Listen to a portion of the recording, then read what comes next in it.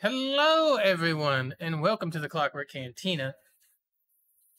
I am one of your hosts, Josh902, and this is our co-host. Hello, I'm DT3. What's up, everybody? Hello, What's up, everybody? If you hear a loud sound in my background, that's because somebody has decided to mow the lawn at the worst possible moment. But I don't think it's coming through. It might be. I have no clue. Anyway, welcome to episode 68 of Clockwork Cantina. Terrific tunes will be our subject for the second half of the show. And we're going to hit the good number next episode. But hope everybody's doing well today.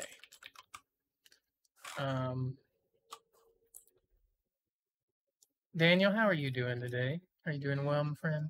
I'm doing good. We got a lot of news to talk about this week, man. There's a lot happening. All right, there's a lot happening, boys and girls. But before we do the news, we usually talk about what we've been up to this past week. So, Daniel, you go first and go ahead and tell us what you've been up to. As usual, games and movies, man. That's how it is usually. So let's start off with I played a bit of Fall Guys. Finished Tomb Raider on stream, the first one. That was pretty good. And then I started the new Tomb Raider, or not the new one, the second one. The second one in the new trilogy, if that makes sense. Rise of the Tomb Raider. So I beat Tomb Raider the 2013, started the second one. Watched Captain America: The First Avenger. Rewatched that one. That movie's great. I love it. Always fun to rewatch that one. Played a bit of D&D Chronicles of Mystara, which is an older type game, but it was pretty fun. I could beat him up type deal. Played a bit of CSGO because whenever I feel like just shooting stuff, I play that. I tried for the very first time ever the Canadian delicacy that is ketchup chips, and I like them. What I will say about those is, if you like ketchup, you'll like them. If not, then you won't. Simple as that. They're pretty good. We watched Iron Man 3 because we rewatched some of these MCU movies because there was a friend who hadn't seen them, so we're like, oh, let's throw them up, check them out. Iron Man 3, not my favorite movie, but not the worst one either, I think. Watched obviously the new episode of Falcon and Winter Soldier, episode 2, which was great. I enjoyed it. Looking forward to talking about all these episodes when we're when we've wrapped them up. That'll be fun to discuss. Played some Vermintide 2 and some Battlefront 2, which was fun. I just felt like playing those games more recently. There's double XP in Battlefront 2, so I'm like, you know what? Let's hop on here and get that double XP going here. And then Vermintide is just it's the game that I like to play every once in a while. So I'll probably be playing more of that this week as well. Played some golf with your friends. That was fun. I streamed it myself on Friday, and that was a good time. And then I played it again yesterday with another streamer friend who played it, and then I partook in that, and that game's always a good time. And then I watched the first 3 episodes of Invincible, the Amazon animated superhero show, and it is incredible. I cannot stress to you guys enough how phenomenal that show is. I really enjoyed it. I figured I would like it. But I didn't think I was gonna like it as much as I did. That show is great. Everybody should check that out. That show is awesome. Yeah, so definitely go give that a shot if you haven't already. Strong recommendations from like all of us that saw it over the past the other day, a couple days ago. Yeah, it was good.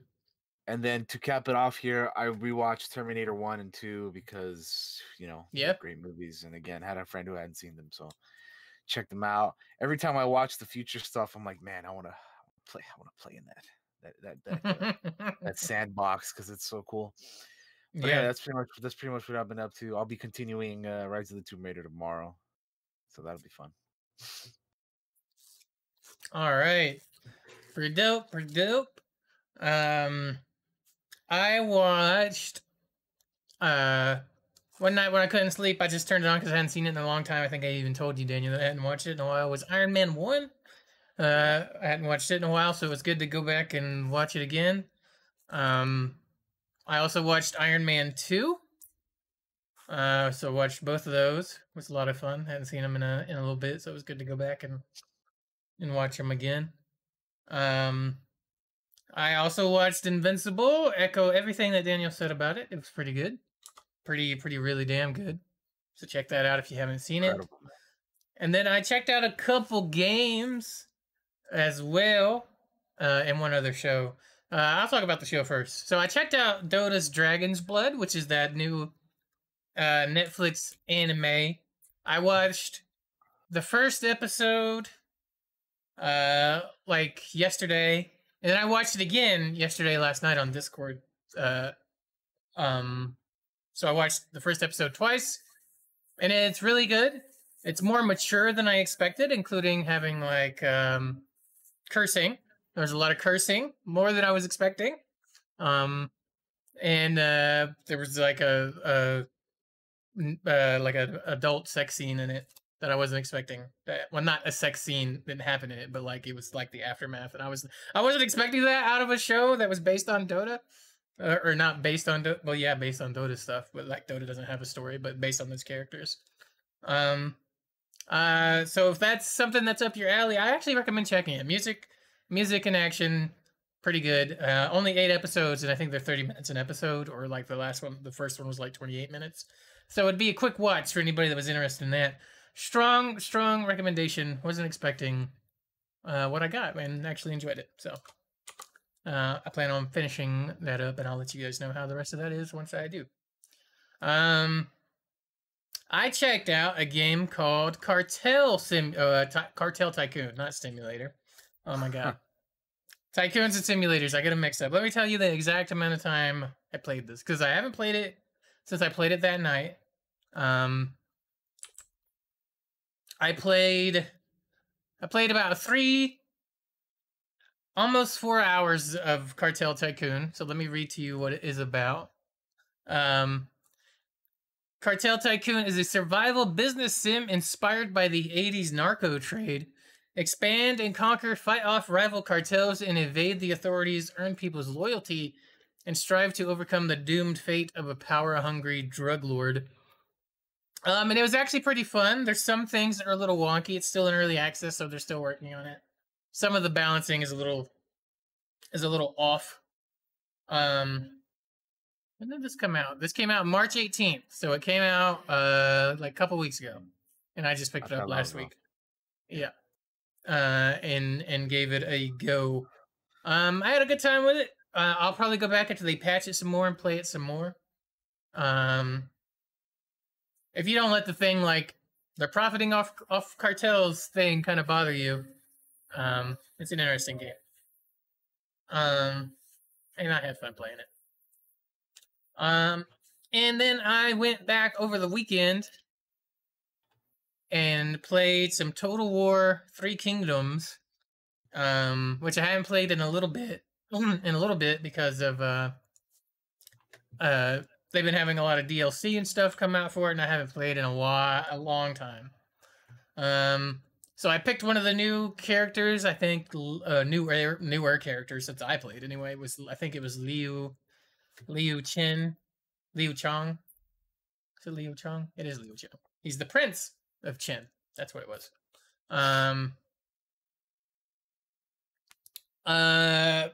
To me, this is still one of my favorite Total War games. They're still coming out with DLC for it. And all this other little cool stuff. I started another game, Daniel, the night before last, playing your boy Lu Bu. Lu Bu, there you go, man. Lu Bu is an interesting. See, they gave him his own faction now, which they hadn't done when I played. Before, if you wanted to play as Lu Bu, he'd have to be like wandering into your kingdom, or you'd have to be playing like the Dong Zhuo campaign and then like kill him and let Lu Bu take over. Lu Bu now has his own faction start, which is in like its own little later years. And he starts off, Lu Bu is strong, okay? Because when I was playing as him, like any battle that, like it'll come up and be like, all right, you don't really have a chance of winning this, right? But anytime that happens with Lu Bu, if you fight the battle manually and let Lu Bu go to town, you will win every fucking battle because he kills everybody. That dude has a bigger body count than smallpox. Okay, like the dude has killed so many people in my game. Lu Bu is a monster on the battlefield. And he starts out in like a really shitty position too, and I've since conquered quite a bit with Lu Bu. And he has his own, he has a mechanic where he gets like prestige for fighting people. He has a kill list of people he wants to fight, and if you fight those people on the battlefield, he gets like prestige, he gets like buffs and stuff. He's very interesting to play as. But yeah. Totally if you haven't ever played any of the Total Wars and you like Dynasty Warriors, totally check out like the Total War 3 Kingdoms. It's a lot of fun. Like I said, my first run I was playing as Liu Chong, and it took me a little bit to get kind of rolling with him. I eventually won the game with him. I became Emperor of China with him. Now all of China knows you're here. Exactly, right? And then so like it starts off, I got started off slow and was fighting the Yellow Turban Rebellion for like 70 to 80 turns. Anybody that's ever played Dynasty Warriors knows these dudes, or knows anything about that time period. When I finally beat them, I had conquered so much of their land that I was in a pretty good position to start just taking over everything. So I started declaring war. The moment I was done with the Yellow Turbans and had defeated them, I turned on Yuan Xiao, who seemed weaker in this game. I know like they rebalanced him. He used to be able to he'd just be unstoppable. But I think he got stopped by the Yellow Turbans really early on, so he never got strong. So I just wiped him out really quickly, and then I just took over. I destroyed everybody I came across at that point. Nice. It's fun game. I love it a lot. I'll probably do some more. I'll probably play some more of it later today, actually. And then other than that, a lot of the movies Daniel watched, I also watched, like Terminator and all that stuff, which was fun. But that is all I've been up to. So we should hit some of this news because we got quite a bit of it, and get through that. So Daniel, if you want to start us off, yeah. Sure, let's go ahead and start off with the news. First up, as always, we go to the gaming news. The first thing we got here is something that if you're a gamer, then I'm sure you use Discord a whole lot, and if that's the case, then this may be of interest to you because Microsoft is in talks to purchase Discord for $10 billion.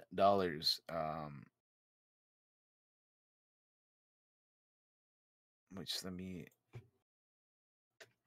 this link is acting up. But anyway. Okay. Microsoft is talking to buy Discord for more than $10 million. So Microsoft is in talks to acquire Discord for more than $10 billion. This is according to Bloomberg. Discord has been talking to potential buyers, and the software giant Microsoft is in the running, but no deal is imminent. Discord is more than likely to go public than sell itself, one person said. Representatives from Microsoft and Discord declined to comment.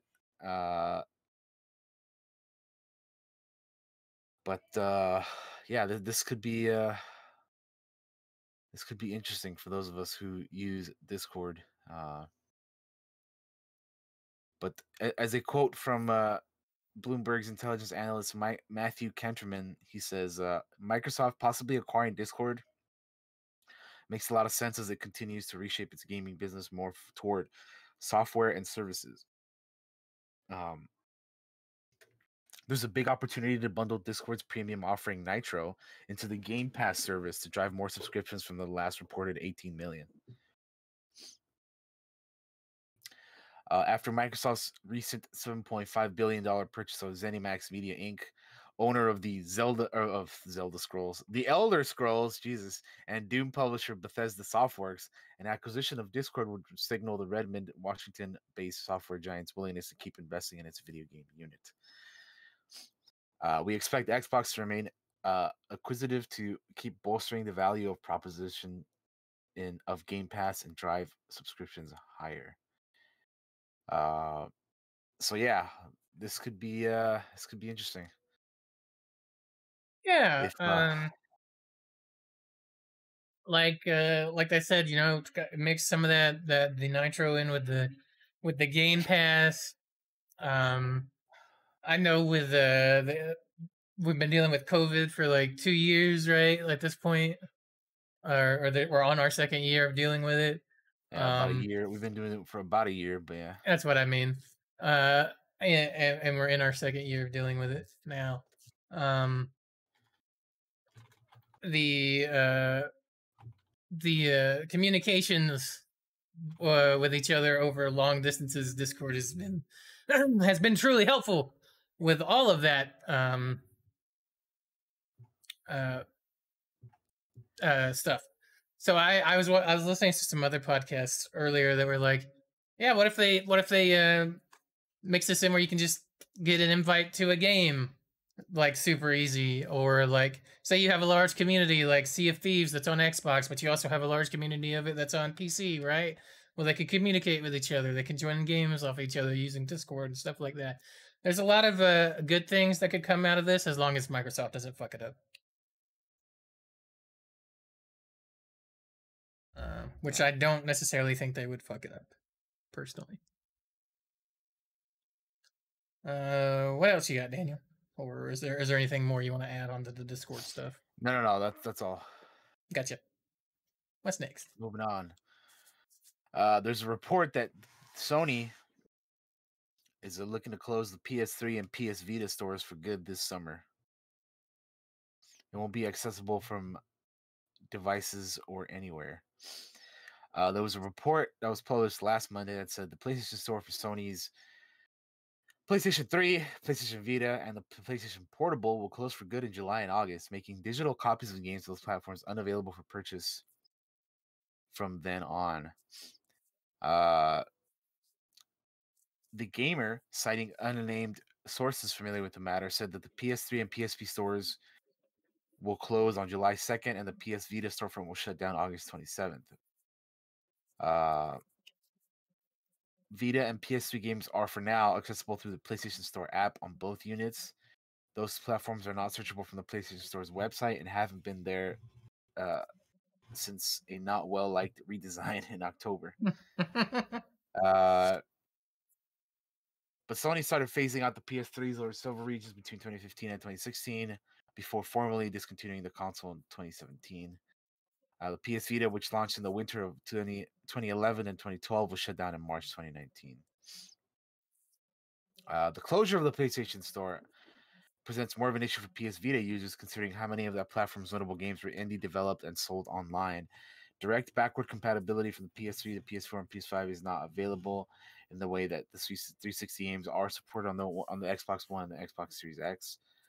But PS4 ports of some PS3 games are available as separate products, and still other PS3, PS2 games are streamable on modern consoles from the PlayStation Now subscription service. So yeah, this kind of sucks for people who still use their old, PlayStation devices. Yeah.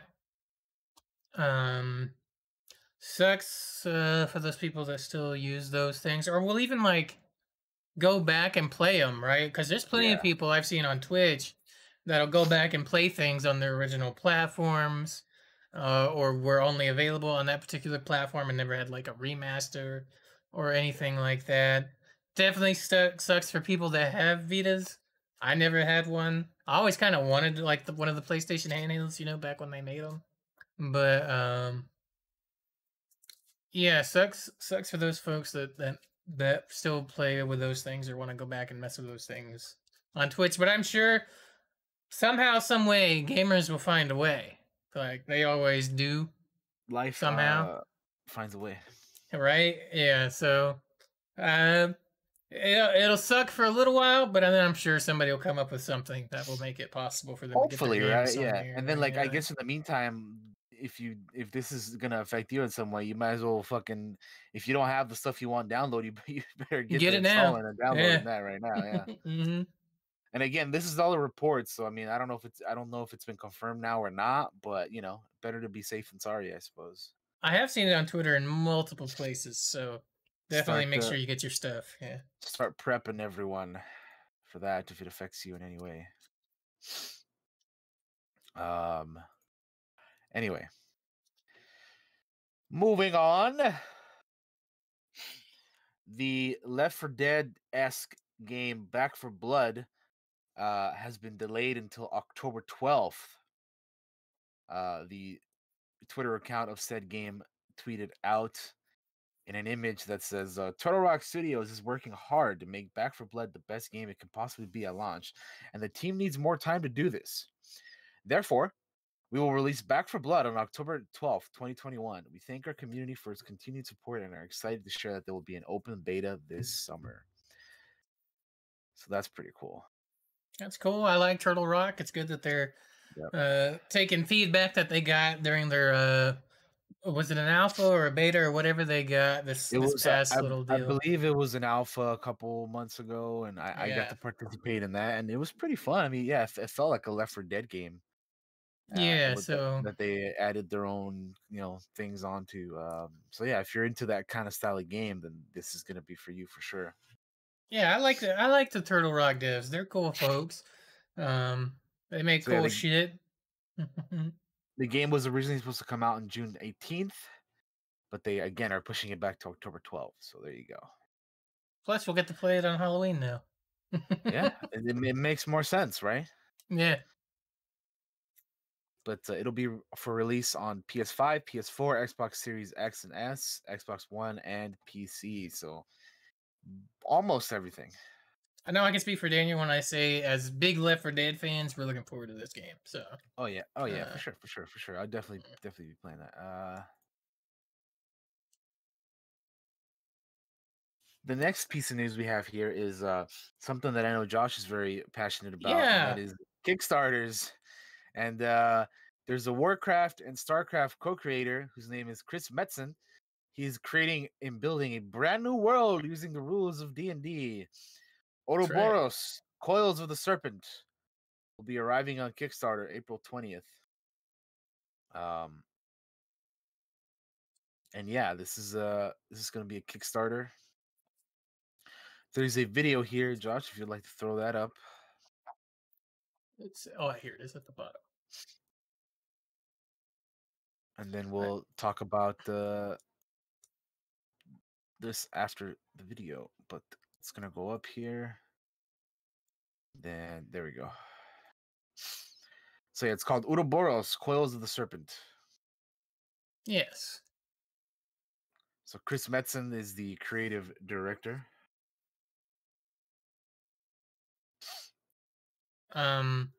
For those of you that don't know, so Metzen is was like the big dude, one of the big dudes at Blizzard for many, many years, and probably one of the people I was really inspired by and that worked there. He's the voice of Thrall, so I know Daniel knows exactly who Chris Metzen is. Like he's the voice actor of a lot of World of Warcraft characters. And just all around, I just like him. Like there's people in the industry that you just like, and Chris Metzen is one of those people that I just like. So like a few months ago, I think we even talked about him on the not on the Kickstarter, on the Cantina podcast previously, where he had started up this War Chief Gaming deal, and this is going to be like their first product, which is pretty cool. Concept art looks pretty great. Yeah.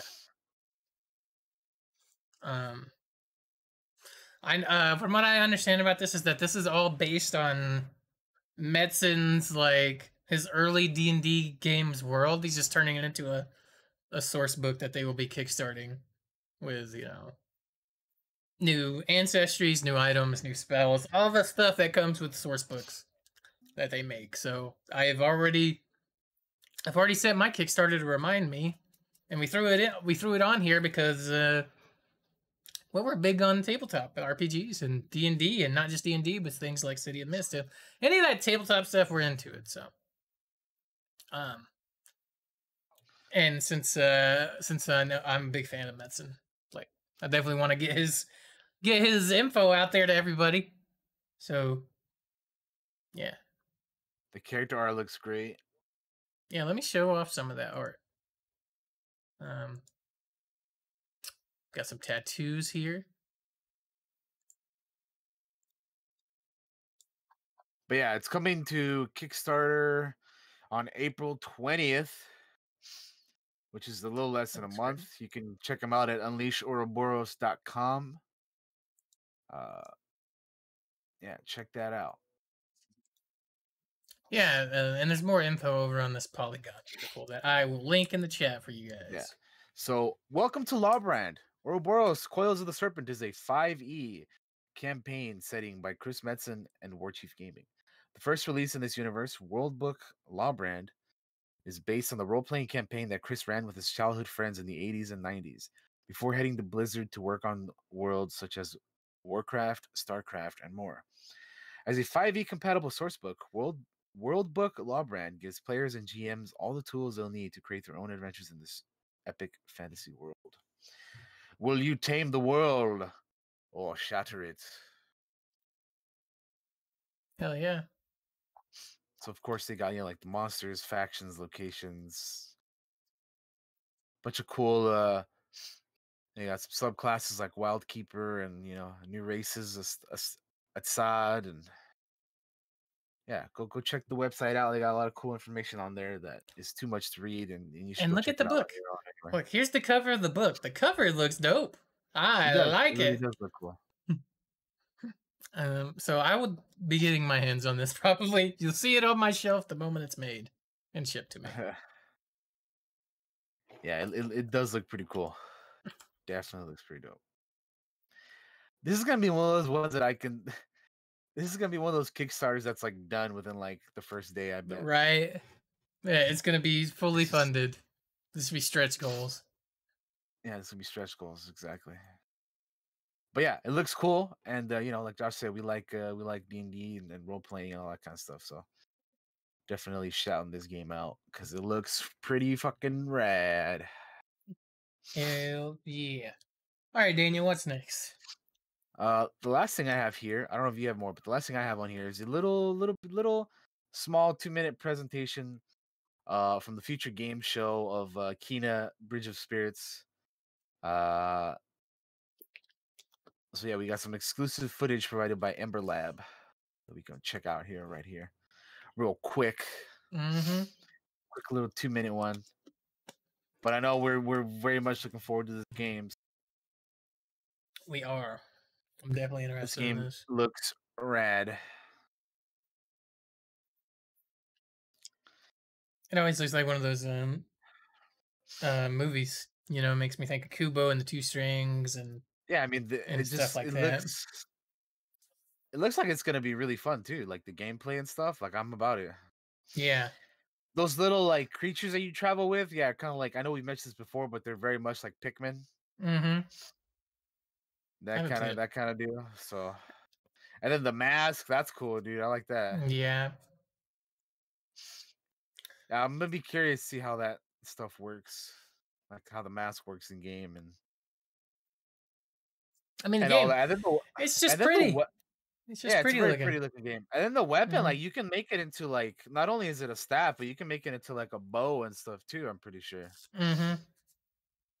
From yeah, there Yeah, it it's is. just a. I also like how the world is like covered in like darkness, and then like you have to like pretty much like clean it up, right? Like you see here, like it's kind of dark, and then like it like brightens up after you do something. Yeah. So that's pretty neat too.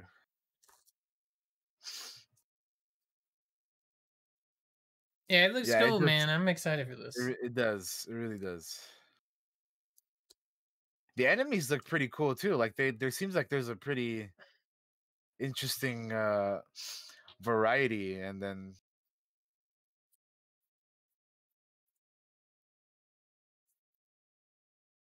Yeah, the NPCs look like they're interesting, and I can't wait yeah, to dive into that and see what the story's all about and that August stuff too. 24th, August 24th of this year on the PS5, PS4, and the Epic Game Store. Hell yeah, I know we'll be playing that.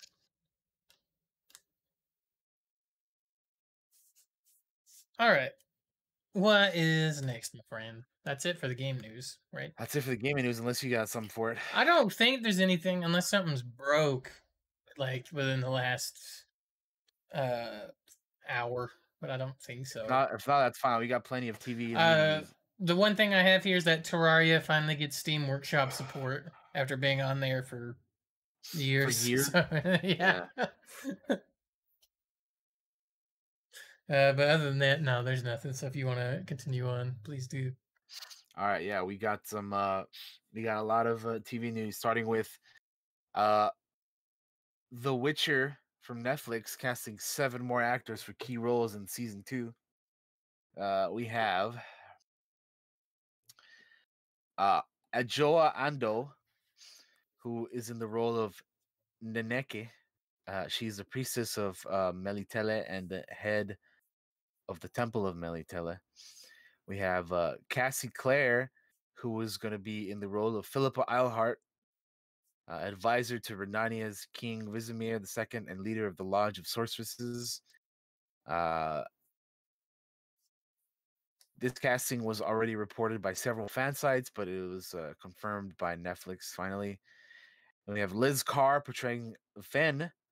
Fen is a partner in a law firm and detective agency in Dorian. And then we have Simon Callow playing the role of Codringer, Fen's partner. We have Graham McTavish, who is the character of Dijkstra, the master spy and head of special forces for the Kingdom of Redania. And then we have Kevin Doyle as Balian, another previously reported role on fan sites and being confirmed for the first time. This is a new character. We have Chris Fulton playing the role of Rinse, a mage who was instructed to find Ciri after she disappeared during the slaughter of Sintra. And then the season 2 storyline is well, I won't get into that because that might be a little bit spoilers, but Yeah. there's a little bit of a synopsis or little bit of information is regarding to what's going to be happening in season 2. But if you guys don't want to know, I will not say that, but it's there. And then other actors previously reported joining the cast, as we know from the past, are Yasin Natur as Cohen, Agnes Bourne as Verena, Paul Bouillon as Lambert, Basil Eisenbenz as Eskel, Aisha Fabienne Ross as Lydia, Christopher Hivju as Nivelin, and Messia Simpson as Francesca, and finally Kim Bodinia as Vesemir. So there you go. We got quite a bit of new people cast for season 2 Mm-hmm. for The Witcher. All right. Which I think we should be getting The Witcher season 2 sometime this fall, if I'm not mistaken. So that's pretty exciting because we didn't have The Witcher at all last year. They kind of took a year off, after Yeah. releasing in 2019. But next up, if we're done with that, Yeah, let's hit the next piece. we have, as most of you know who follow Marvel, you know that there is an upcoming Hawkeye TV series. And what's interesting about that is that apparently There's already a Hawkeye spin-off series about a deaf Marvel superhero in the works. So this Hawkeye spin-off series is centering the character Echo, and it's an early development with Ethan Cohen and Emily Cohen set to write and produce. Echo, aka Maya Lopez, is a deaf Native American superhero who has a talent to imitate any opponent's fighting style. She has also been in the circles of Daredevil, Moon Knight, and the Avengers. Hawkeye is set to debut later this year with Jeremy Renner reprising his Avengers Archer, Haley Steinfeld as Hawkeye's protege Kate Bishop, Vera Farmiga as her mom Eleanor, Florence Pugh reprises her role of assassin Yelena Belova, and Fra Fee plays villain clown Kazi. Tony Dalton is Hawkeye's mentor Jack Dukenze, and Zahn McLaren is William Lopez, Echo's dad. Hawkeye takes place like WandaVision and Falcon the Winter Soldier post Avengers Endgame. So yeah, pretty cool. This is gonna be interesting because I've heard of the character of Echo, so I know a little bit about this character, but I don't know a whole lot. So it'll be interesting to, get to know more about this one. And it's crazy how they're already doing a spinoff on Hawkeye, and we don't even have that show out yet. It's just cool how the development process of that kind of stuff goes. So I'm excited though. I'm dope. about it. It's dope, and I definitely expect just more of it, right? Of just more spin-offs. Disney Plus really loving them shows and really love people watching them and really loving those subscriber numbers. They want to get them up so they can slowly raise the price $1 at a time to make a bazillion more dollars. In terms of Hawkeye, I'm excited for this. I love Hawkeye is one of my absolute favorite characters.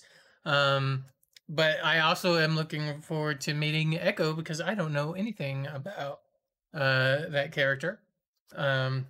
So it will be my first foray, and I love learning about new heroes and new characters. So I can't wait.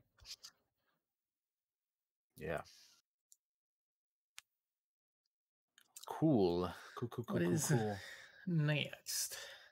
Next, we have a Keanu Reeves comic called Berserker to become a movie and an anime series for Netflix. Well then. So Keanu Reeves will star in the adaptations of the hit comic published by Boom Studios. Keanu Reeves' comic Berserker is getting the full Netflix treatment. The streamer has picked up rights to the Boom Studios comic, whose first issue hit shelves only 2 weeks ago, and is developing it as a feature adaptation as well as an anime spin-off. Reeves will star in both projects as well as produce. Also producing are Ross Ritchie and Stephen Christie for Boom Studios, along with Stephen Hamill of Company Films. Berserker is a brutally epic saga about an immortal warrior's 80,000-year fight through the ages. The man, only known as B, is half mortal, half god, cursed and compelled to violence, even at the sacrifice of his sanity. But after wandering the earth for centuries, B may have finally found a refuge, working for the US government to fight the battles too violent and too dangerous for anyone else. In exchange, B will be granted the one thing he desires: the truth about his endless blood-soaked existence and how to end it. Dun, dun, dun. The feature will adapt the comic, which is intended to run for 12 issues, while the anime will explore different elements of the Berserker universe. Reeves created the concept and the story, working with artists Ron Garney and Eisner-nominated comics author Matt Kindt, who has previously written titles for Marvel, DC, and Valiant, who is behind the creator-owned comic Mind MGMT. So, yeah. The Keanu Sons continues.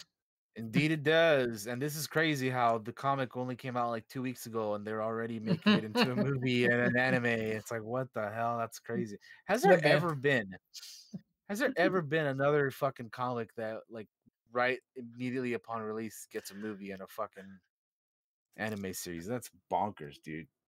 I mean, I'm definitely gonna be checking this out because I like Keanu and I like, Look, people see Keanu and they just smell money, right? Like they're near him is like it's like, whoa, $100 bills. Oh, all in the face. Let's do it. That's what it's about, really. Like he's got his name attached to things because he's very hot, very in demand now. He's kind of like our boy Pedro Pascal, right? He's like Like Yeah, Keanu is like wanted in like all his glory. So shit, yeah. anything he touches turns to gold at the moment. So Majin brings up a point in the chat. It says Spawn, which responds to my question of has anyone ever had a show and a movie that quickly? I don't remember, but I would assume that he's correct on that. But Yeah, I mean he's way more educated on it than I am. So I have no clue. yeah, that's interesting. Though I'd be curious to see like which comics like were the soonest to like acquire a movie or a show or something, you know, like that, Mm-hmm. like upon like immediately releasing, basically. So that'd be cool. I'd be curious about checking the stats on that. But anyway, I'm gonna be checking this out because I like Keanu. So, Same. and not only that, but I like I'm intrigued by the premise of this. Obviously, I haven't read the comic or anything, but I'm just going off that like description. Well, hell, Um, just the cover. The cover looks pretty dope. it does, That yeah, it they does have look pretty here. cool. Dude looks pretty badass in his full gear. He's got a knife in his chest, some arrows on his arm. You know, okay, all right, all right, all right. I'll see. But anyway, yeah, that looks pretty cool. Uh, moving on. We're gonna go back. We're gonna take a step back and move back into the world of The Witcher, which we were talking about earlier. But this time, this is for the prequel series, Witcher: Blood Origin. They've cast Lawrence O'Forain, who will be in a lead role. Uh, so as for those of you who do not remember or do not know, set in an elven world 12,000 years before the events of The Witcher, Blood Origin will tell a story lost to time, the creation of the first prototype Witcher, and the events that lead to the pivotal conjunction of the spheres, when the worlds of monsters, men, and elves merge to become one. O'Forain will star as Fjall, born into a clan of warriors sworn to protect the king, or a king. Fjall carries a deep scar within, the death of a loved one who fell in battle trying to save him. A scar that won't let him settle or make peace with the world, with himself or the world around him. In his quest for redemption, Fjall will find himself fighting beside the most unlikely of allies as he carves a path of vengeance across a continent in turmoil. Uh, Hmm. so there you go. There's a little bit of information on the prequel for The Witcher, which is titled The Witcher: Blood Origin. So you go. They got one of their lead characters now. So there you go. Hell yeah, that's cool. I love The Witcher, and they're telling a story I've never heard before. So I'll check it out. Let's go. Let's go. All right. Uh, The Boys season 3 has cast Katya Winter to play a cult role from the comics. So Katya Winter has been cast in the upcoming third season of Amazon's hit series The Boys. Uh, Winter will be playing an infamous character from the comic books, Little Nina, a Russian mob boss with a penchant for sex toys whose death ranks among the comic's most shocking moments. Oh The Lord. Boys is fun and irreverent take on what happens when superheroes who are popular as celebrities and influential as politicians are revered as gods. So we know what The Boys is about. But anyway, apparently they're casting a pretty big character here from the comics, Little Nina. So Russian mob boss. So we'll we'll see how this goes. Okay. We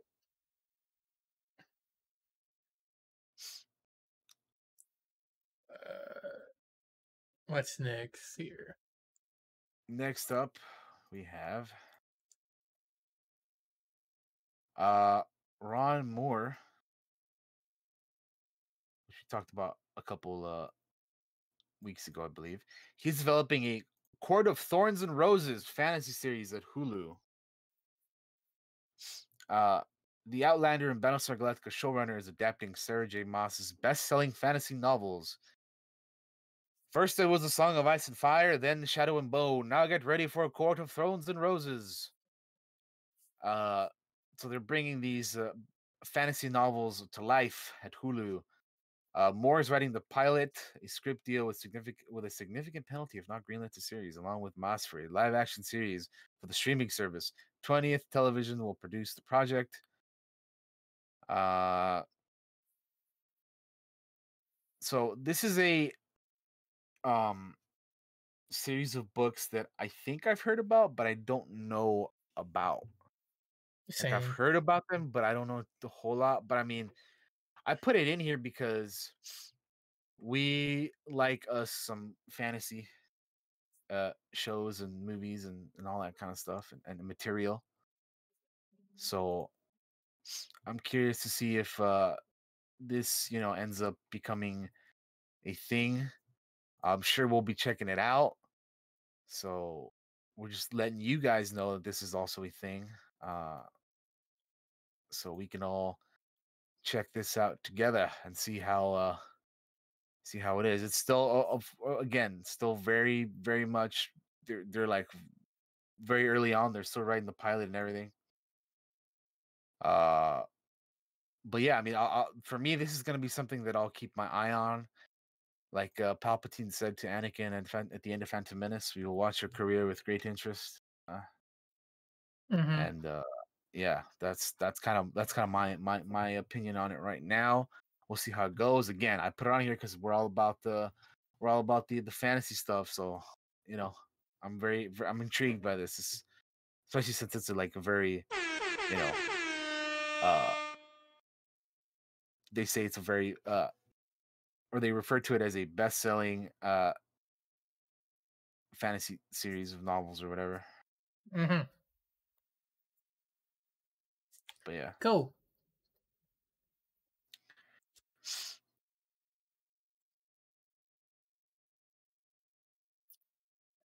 What's next? Next, we have Marvel's M.O.D.O.K. Has revealed that they've cast John Hamm, Whoopi Goldberg, Bill Hader, Nathan Fillion as guest stars. Well, So they'll be joining the stop motion animated M.O.D.O.K. series. There was a panel at the virtual WonderCon where show creators Patton Oswalt, who also voices M.O.D.O.K, and Jordan Bloom revealed several guest stars and answered some fan questions. uh-huh. Where apparently like they had like fan questions or whatever on video, and then like John Hamm called in himself and he's like, "Oh, who's gonna be playing Iron Man?" And then Oswald replied, you? Does he know it's him? He recorded it." Uh, so that's pretty neat. That's pretty funny. So yeah, this M.O.D.O.K. show is very like Robot Chicken-esque, obviously stop motion and that kind of deal. Yeah. Uh, I think it'll be a fun, interesting, just a fun little stupid neat little show to check out, right? Like it's gonna I'll check it out. Just why not, right? It's Yeah. gonna be releasing all 10 of its episodes on May 21st on Hulu. So if that's of any interest to you, that's where it's gonna be. But yeah, again, that'll be fun. I'm gonna check it out. I say that, but there's like so much other stuff I want to check out too. But we'll get there. We'll check it out. We will. Slowly but surely. Indeed, indeed. The last piece of news I have here is earlier today. It was tweeted out by the official Star Wars account that the Obi-Wan Kenobi series is beginning production soon. And not only with that, they also tweeted out a cast list of people who are joining Ewan McGregor and Hayden Christensen. And it's pretty interesting. So there's a picture here. We have obviously Ewan McGregor returning as Obi-Wan Kenobi. We have Hayden Christensen returning as Vader. We have Moses Ingram joining the cast. And then we have Joel Edgerton returning as Uncle Owen. And then we have Bonnie Piesse returning as Aunt Beru. And joining the cast, we have Kumail Nanjiani, Indira Varma, Rupert Friend, O'Shea Jackson Jr., which I was like, what? Sung Kang, Simone Kessel, and Benny Safdie. So yeah, this is your cast for the Obi-Wan Kenobi show right here. Very, very interesting. To be honest, the one that surprised me the most was O'Shea Jackson. I was like, what the fuck? I was like, what is Ice Cube's son doing in Star Wars, bro? That's so cool. I was like, that's so cool, man. yeah, I don't know. I don't know who. We don't know who any of these people are gonna play, other than the ones that have already been in Star Wars. But yeah, man, that's hey, I'm about it. I'm Obi-Wan is my favorite character in Star Wars, so I'm looking forward to checking this show out. Obviously, Yeah, uh, when it comes out, but it's cool that they are finally uh about to begin production here very soon. So that's exciting. definitely very exciting as a Star Wars fan. And it's a good time to be a Star Wars fan if you like these shows, because there's some good ones coming and already out there. Oh yeah.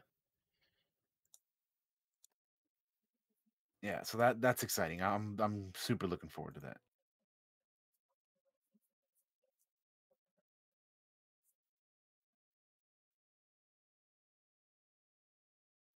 Okay.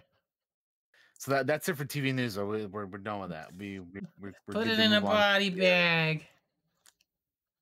So on the movie news. yeah. So on the movie news, we start off here with more Marvel Disney news that Black Widow has been pushed to July 9th in theaters and on Disney Plus Premier Access, of course, with additional fees. But we have a release date now, July 9th. Yeah. Black Widow. We've been waiting on this movie for over a year now. So that's exciting that we finally have a release date. Finally. I've been waiting to watch this forever. So Mm-hmm. here it is. About damn time.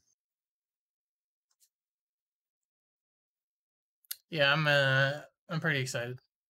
Um I remember watching all those trailers as they were coming out, and I was like, I can't wait for this. And then the world decided to stop turning, and but but it's in sight now. We have a goal, an end point. Can't wait to see it.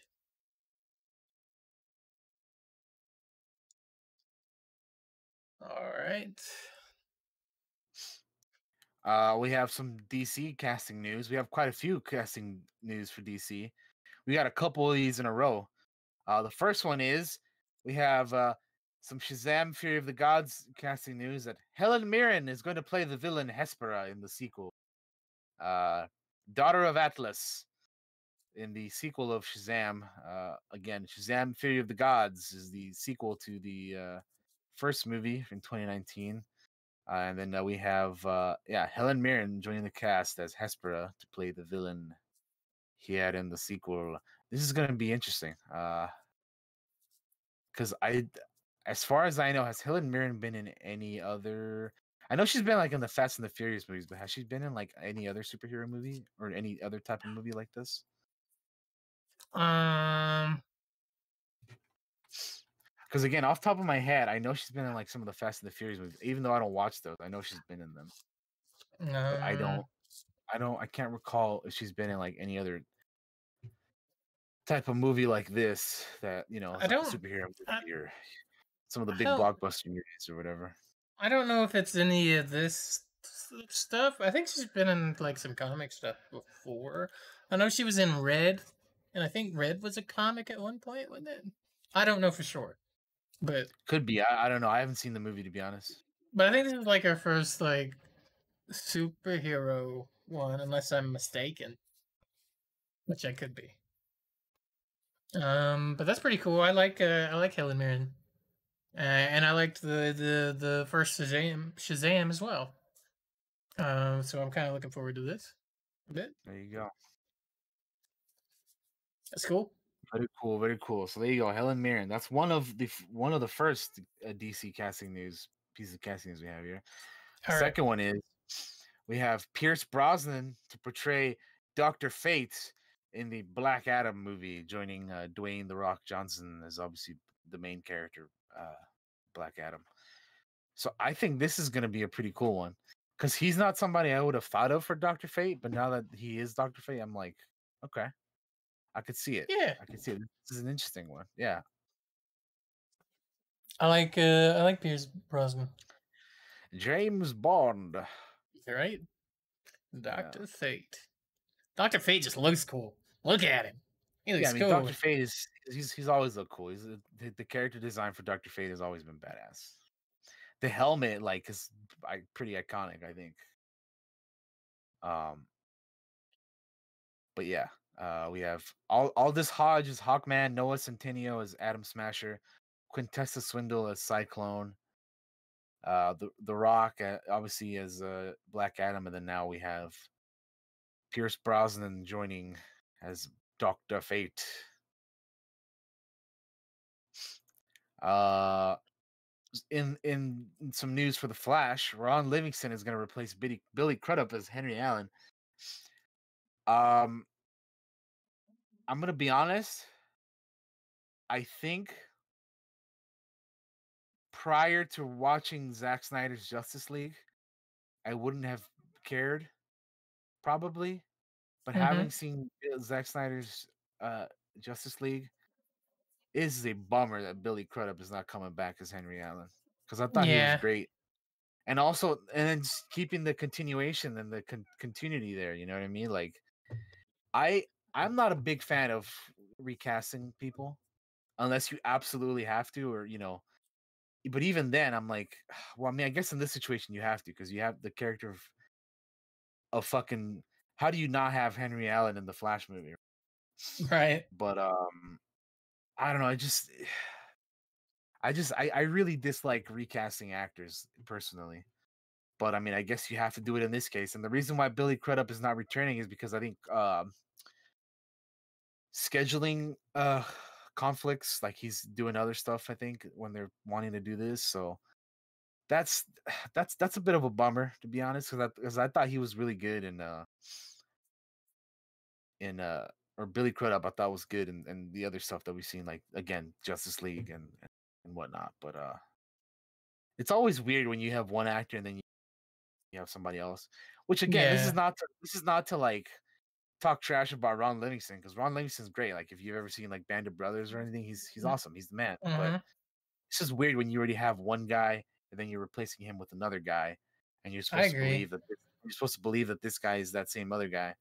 And we've had it in the past, like with Rhodey in the MCU and the Hulk in the MCU and stuff. But like, I I don't know, man. It's just to me, it's always weird. But It is hopefully, weird, but hopefully we can you know hopefully it won't be that bad. But anyway, I just again I'm just like usually not a fan of recastings personally. I'm the same.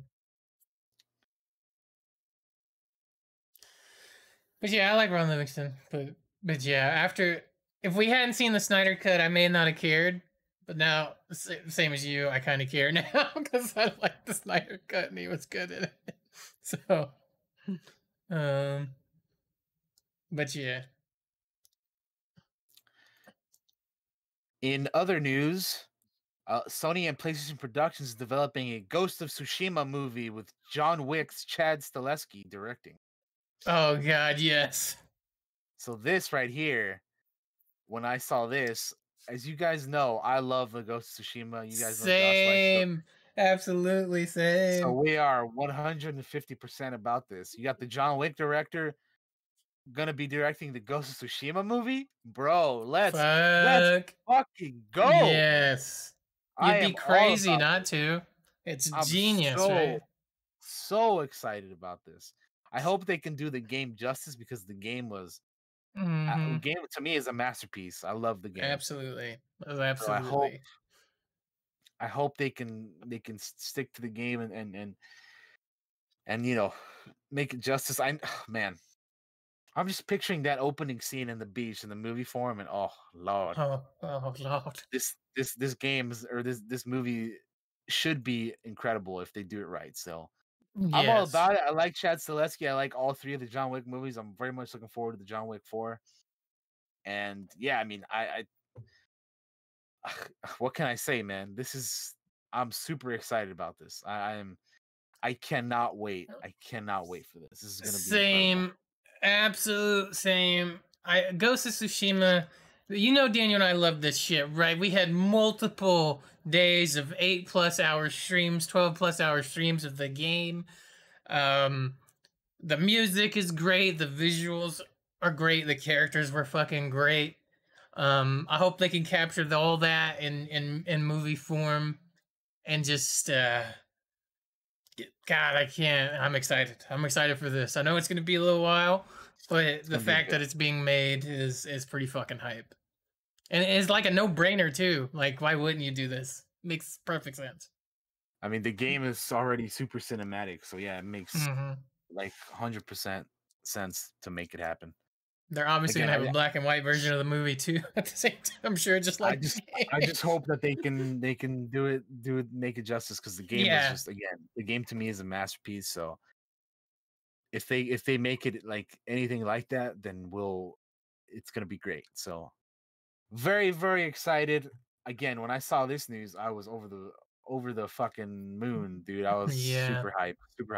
And then not only that, they're making the movie, but again, that Chad Stileski's directing. Oh, can't right. wait, Yeah, cannot wait. Anyway, moving on. The Static Shock movie enlists safety writer Randy McKinnon. Michael B. Jordan and Reginald Hudlin are producing the feature adaptation of the DC hero. Uh, so again, a bit more of information on this Static Shock movie that is happening.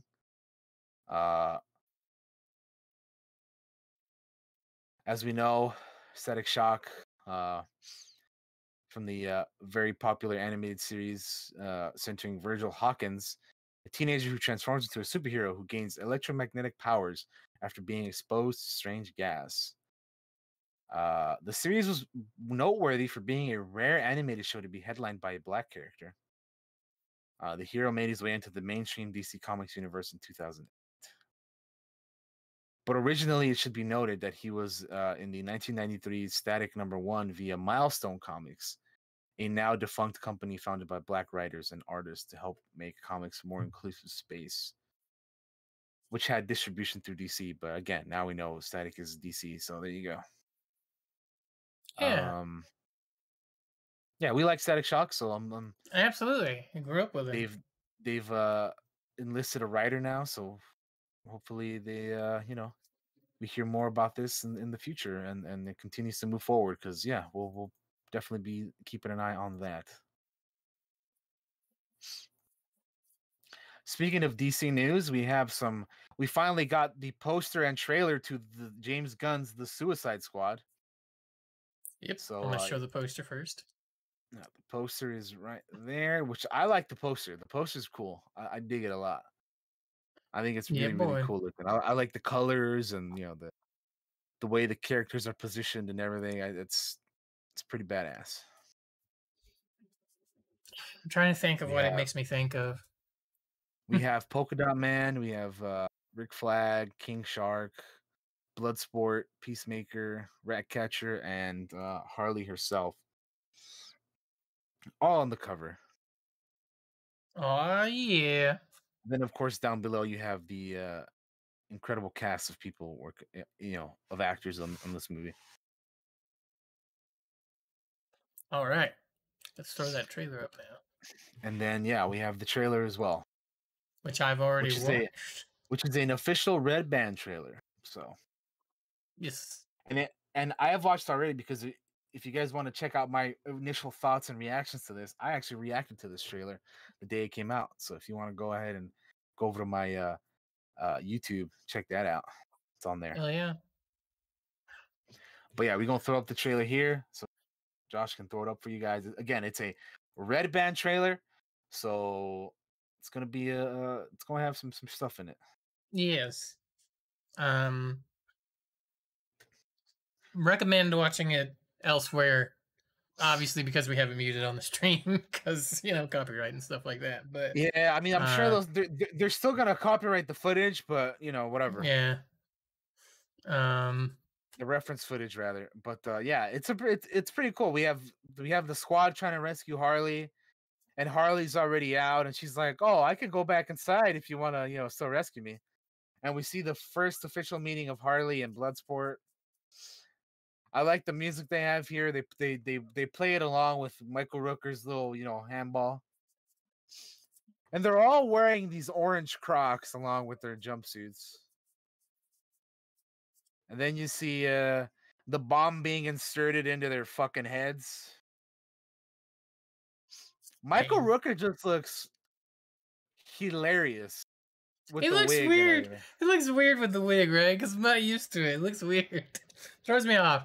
I'm not saying I hate it or anything like that. Obviously, I mean it's Suicide Squad. This movie's gonna be wild, but it is Dude, a I little I strange. absolutely love King Shark in this. Yeah. Nom nom. And And King Shark is probably gonna be my favorite character in this, dude. I can already tell.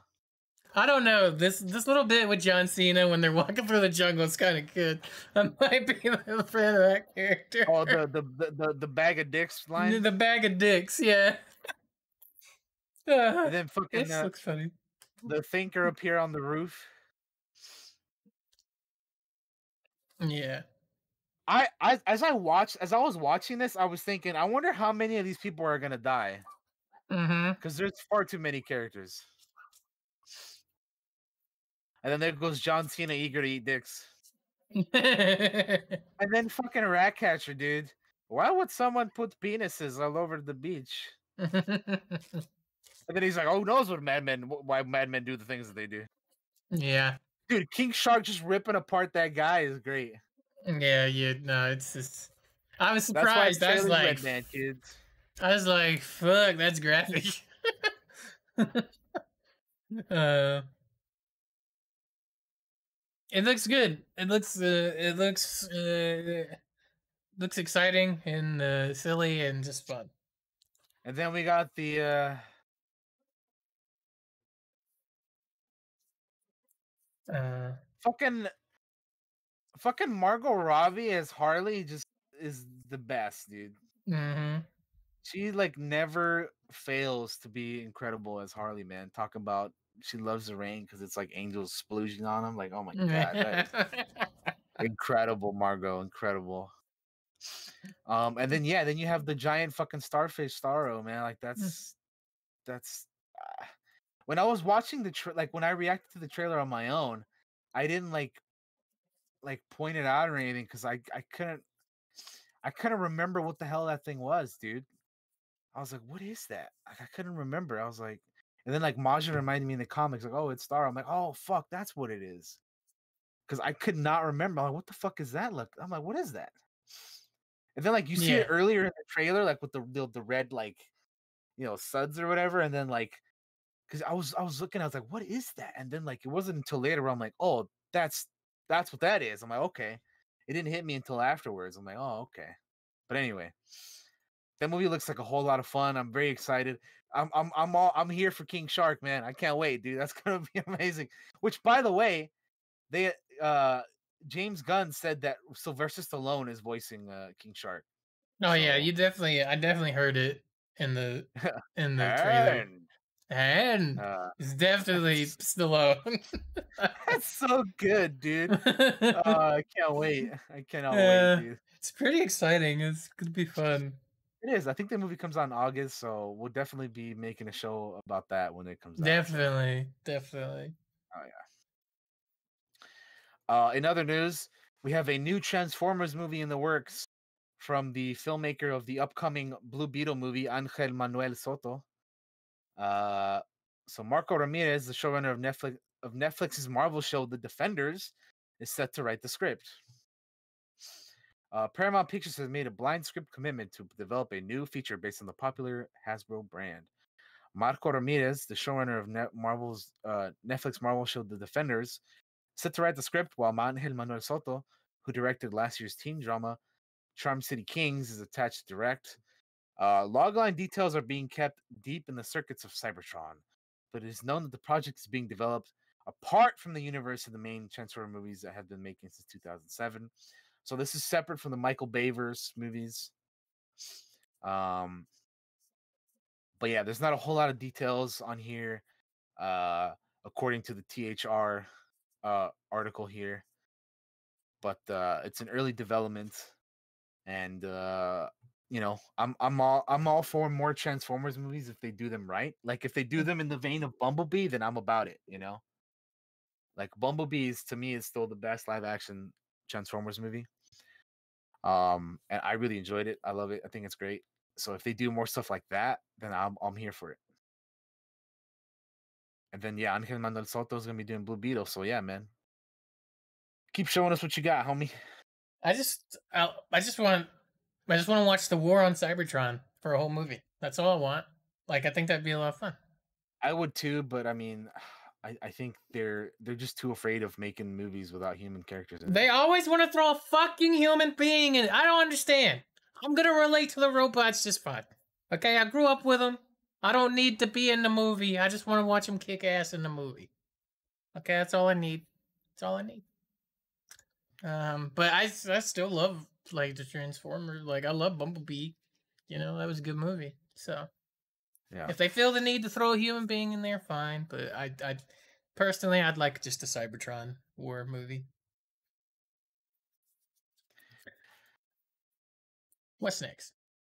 Next up, we have the reveal date for the release date rather for Black Adam, because Dwayne Johnson released the date on his Instagram yesterday.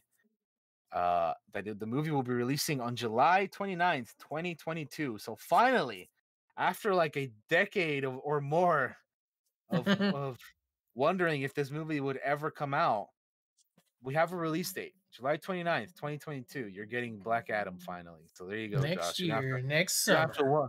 yeah, you don't have to wonder anymore if this movie's ever coming out, because it is next I'm year. glad it is. I want it to. I love The Rock, and Black Adam's cool. And The Rock is all charisma. Like it's probably gonna be a hit. You know, something tells me it's gonna make a lot of money, Daniel. Something, right? Yeah. I don't know what it but is. All right. The last piece of movie news we have here is that Thor: Love and Thunder has cast Russell Crowe in the sequel. So Russell Crowe is joining the cast of Thor: Love and Thunder, joining Chris Hemsworth, Natalie Portman, Christian Bale, and many others. Yeah, we have the movie, which is set to release on May 6th, 2022. Yeah. Again, adding more talent to your movie is always good. So I'm very curious to see what he will be playing in this movie. Mm-hmm. We don't know what he's playing, obviously, but yeah, I don't know. We'll see. He just has one question for you. Wait and see. Are you not entertained? Are you not entertained? Yeah. I love Gladiator. I did too. It was a good movie. We need to retro rewatch that one day. Yeah. But anyway, that's the end of the movie news. That's the end of the movie news. That's all. That's all the news. We're gonna go ahead and take a quick break here, though, guys, and yeah, we'll let's return and talk about our main topic, which we'll get into all after. Right. But yeah, we gotta take a quick break, so we'll be right back, guys. BRB. As soon as I find my break button. Oh God. 1 second. Oh, there it is. Be right back.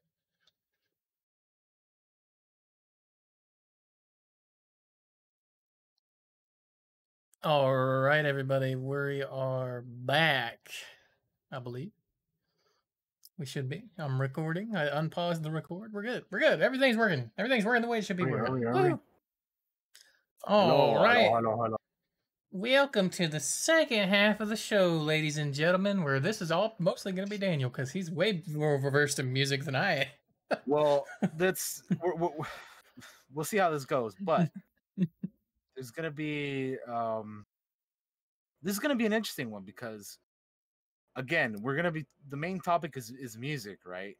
However, this is a tricky one to do, because I mean, a big reason why we don't normally talk about music is because it's kind of hard to do so with, DMCA and, copyright and all that other stuff. If you play like even a 10 seconds of something, or even like 5 seconds or something, they'll get you for that.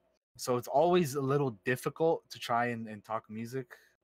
Yeah. But I guess we'll just start off with some basic questions, because these are some questions that that I'm gonna be asking Josh some stuff that I don't know. I mean, it'll be interesting. It'll be curious to hear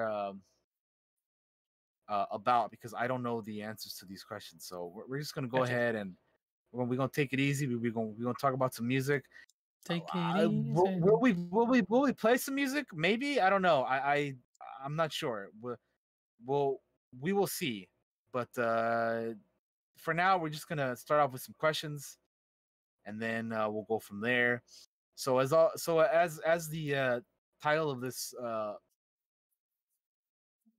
episode of the podcast suggests, we are gonna be talking about music. Okay. Now, I think kind of the vibe that we're gonna be going for here is like, what is some of the kind of music that you listen to, like in your downtime, or like, let's say you're working on something. Like for Josh, it would be like, let's say he's working on like D&D prep, or um, I don't know, he's Yeah. working on something in general, and you're and like what's something that you like put on in the background, or you have to, like, pump you up or anything like that, you know what I mean? Kind of things like Yeah. that. So Yeah. for or go ahead, what were you gonna say? Well, I was gonna answer your question on what I listen to when I do Go for it. like prep for like prep stuff for like D&D. I'm very specific, right? So like it depends on what I'm going for with like the vibe of the scene, right? So if I'm doing like a bunch of actiony stuff, I listen to shit that kind of like pumps you up, but not like anything that's like super well known, right? Like I listen to like a lot of I guess what in the music industry would be called like scores, right? So like a lot of trailer Scores, type music, a lot of yeah, just there's YouTube channels that are just full of people that make fantasy badass music that you, if you weren't streaming your D&D game, that you would just put on at home like while you were playing, right? So it really yeah, depends on what scene I'm going for. A lot of the times I'll use a lot of the just heavy action trailer music type stuff and just throw that on in the background. I've also tend to throw on like some lo-fi stuff in the background. Usually when I'm, because I get distracted really easily. I'm like that kind of person that gets distracted super easy with anything. Um so a lot of times like lo-fi just in the background, not really intruding on what I'm working on. Um hmm is a lot of what I listen to when I prep stuff like D&D. But sometimes I'll throw on like Guns N' Roses or something ridiculous like that if I'm in the mood for something really to pump me kind of up. Um, but that's usually like just a lot of music I listen to just in general is that type of stuff.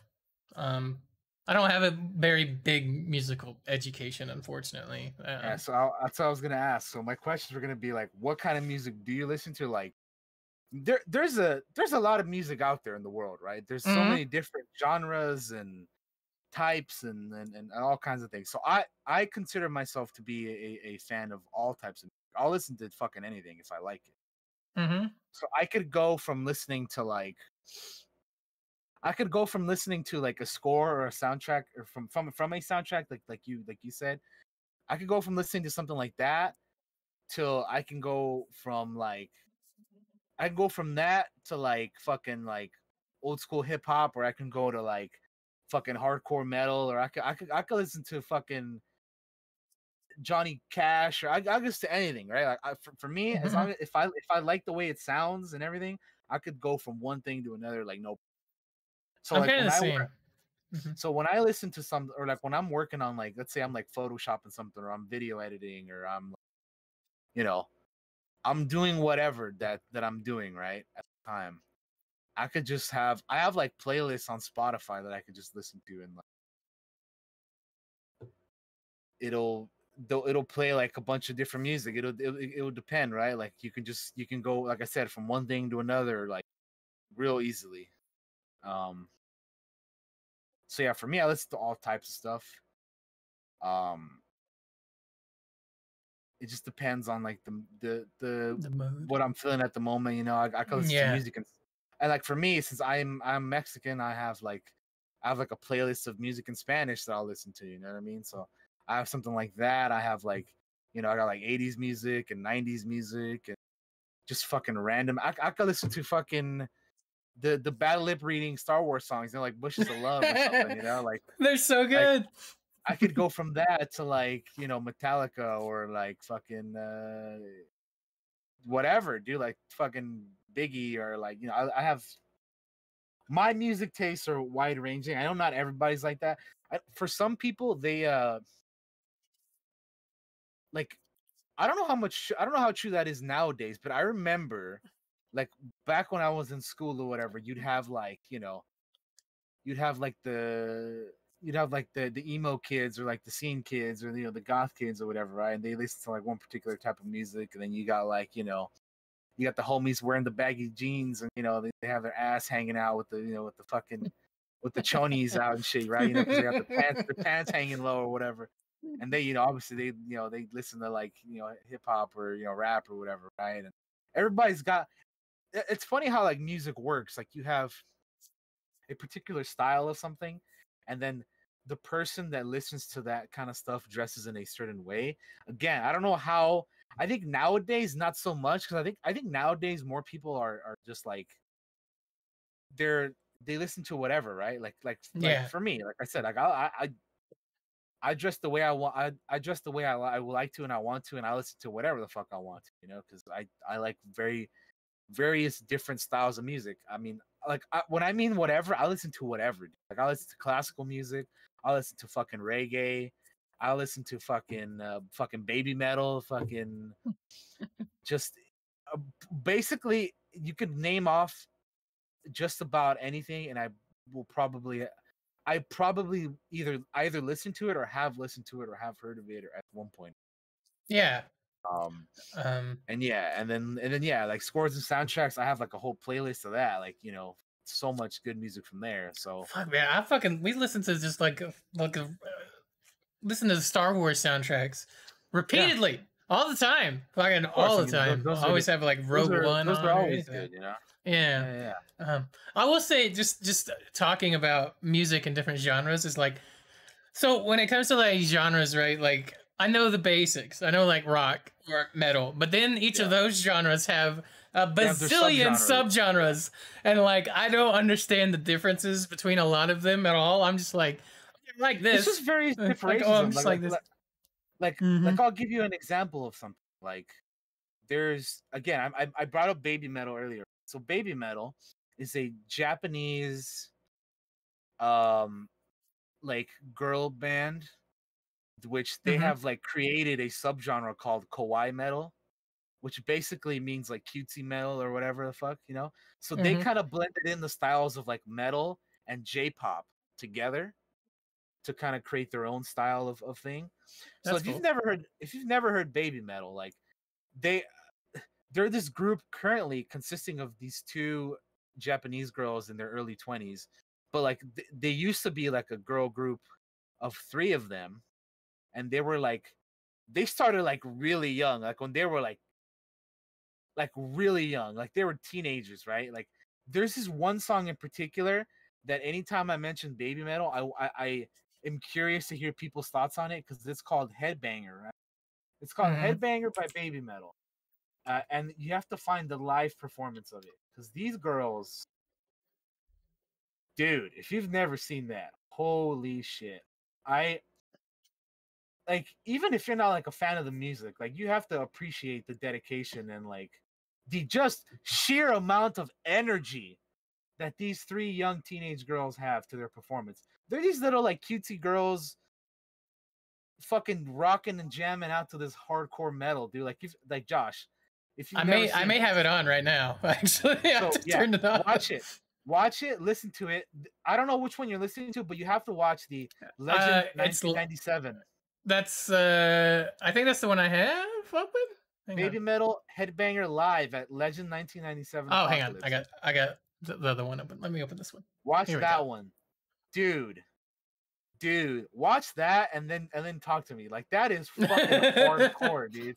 Like just listen to that. Like listen, watch, and then talk to me. But anyway, there's like, you'd be amazed. Like they're these little like teenage girls just jumping around all energetic like and shit on stage and shit, and like the choreography is on point, and like fucking the main singer is Sue Metal, I believe. She's got a heck of a voice, dude. You're like, what the hell? Like you wouldn't believe some of the stuff this girl belt.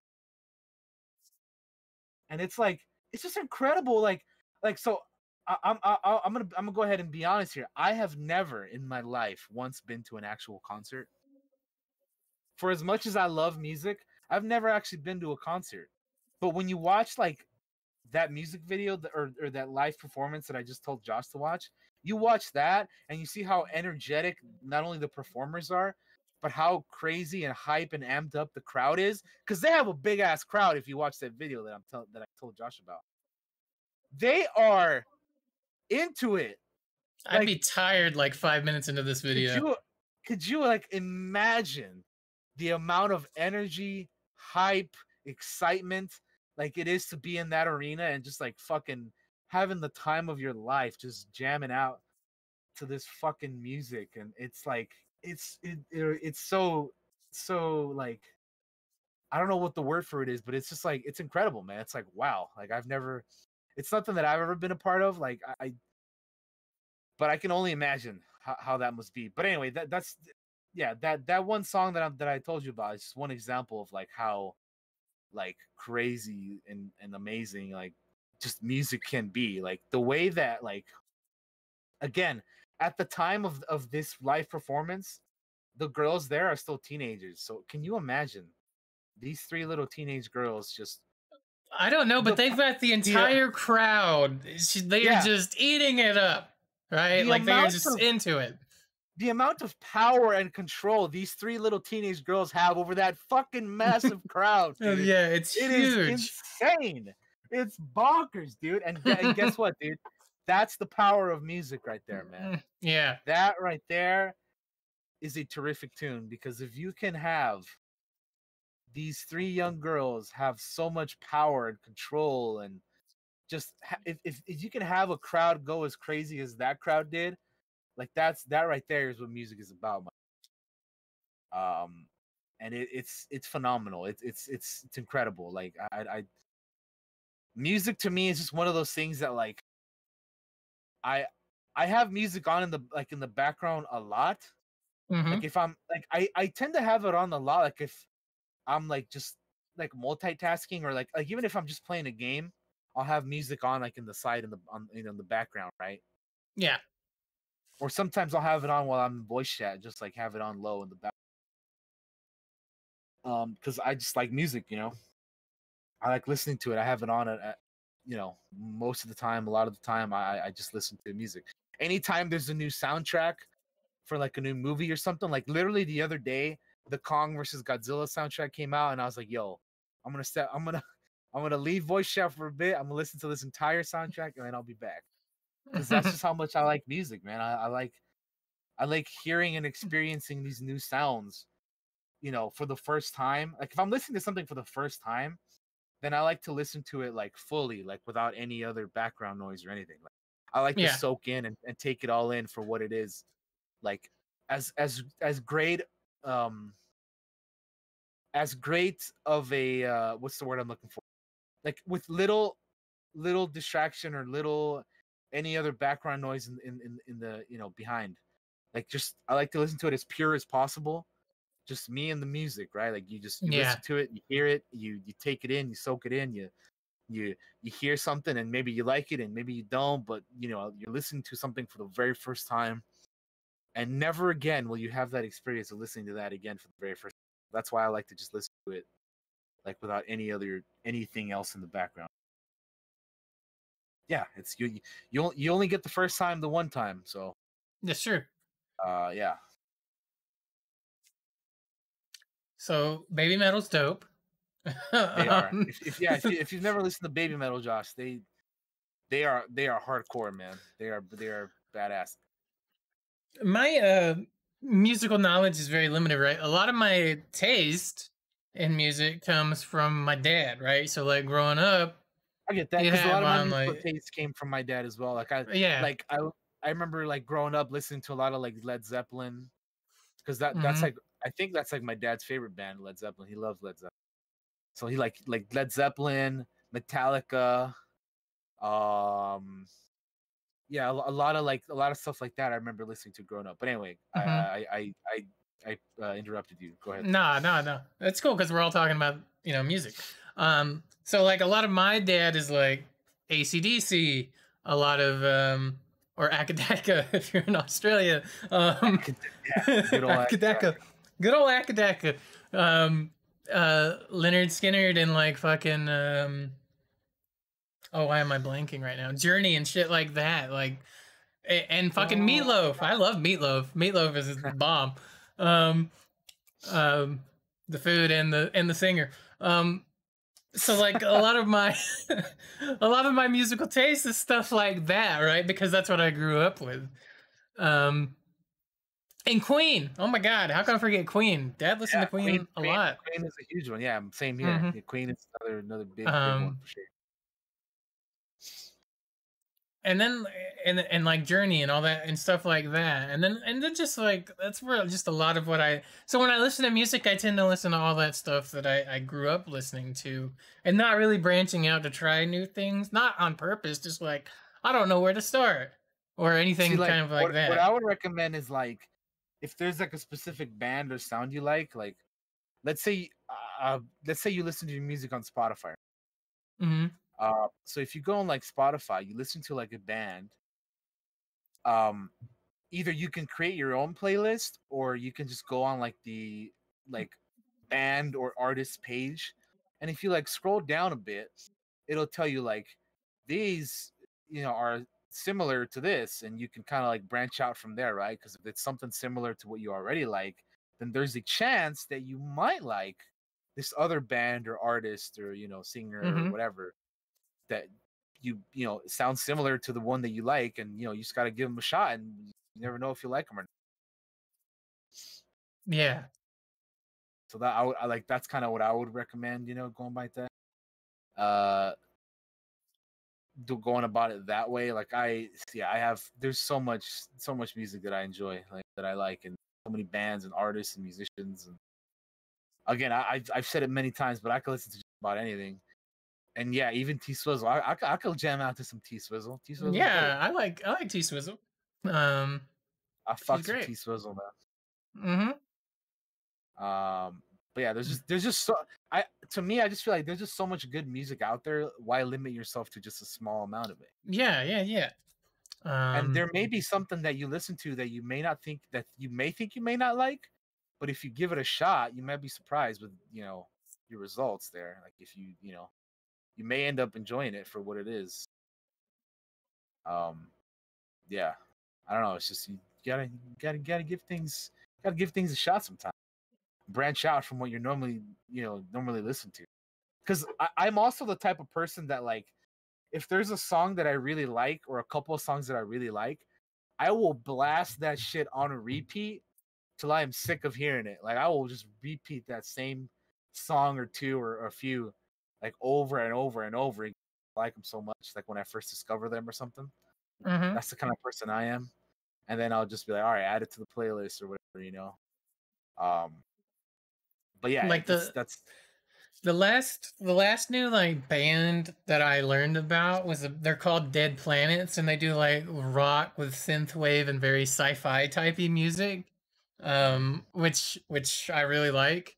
Um, I've really kind of gotten into like the synthwave stuff, uh, um, and synth in general, just because of like, as weird as it's gonna sound, like the Stranger Things kind of opening, kind of yeah, I get you. gave me like a whole two new genre of music almost a little bit that I I never really mean, messed with before.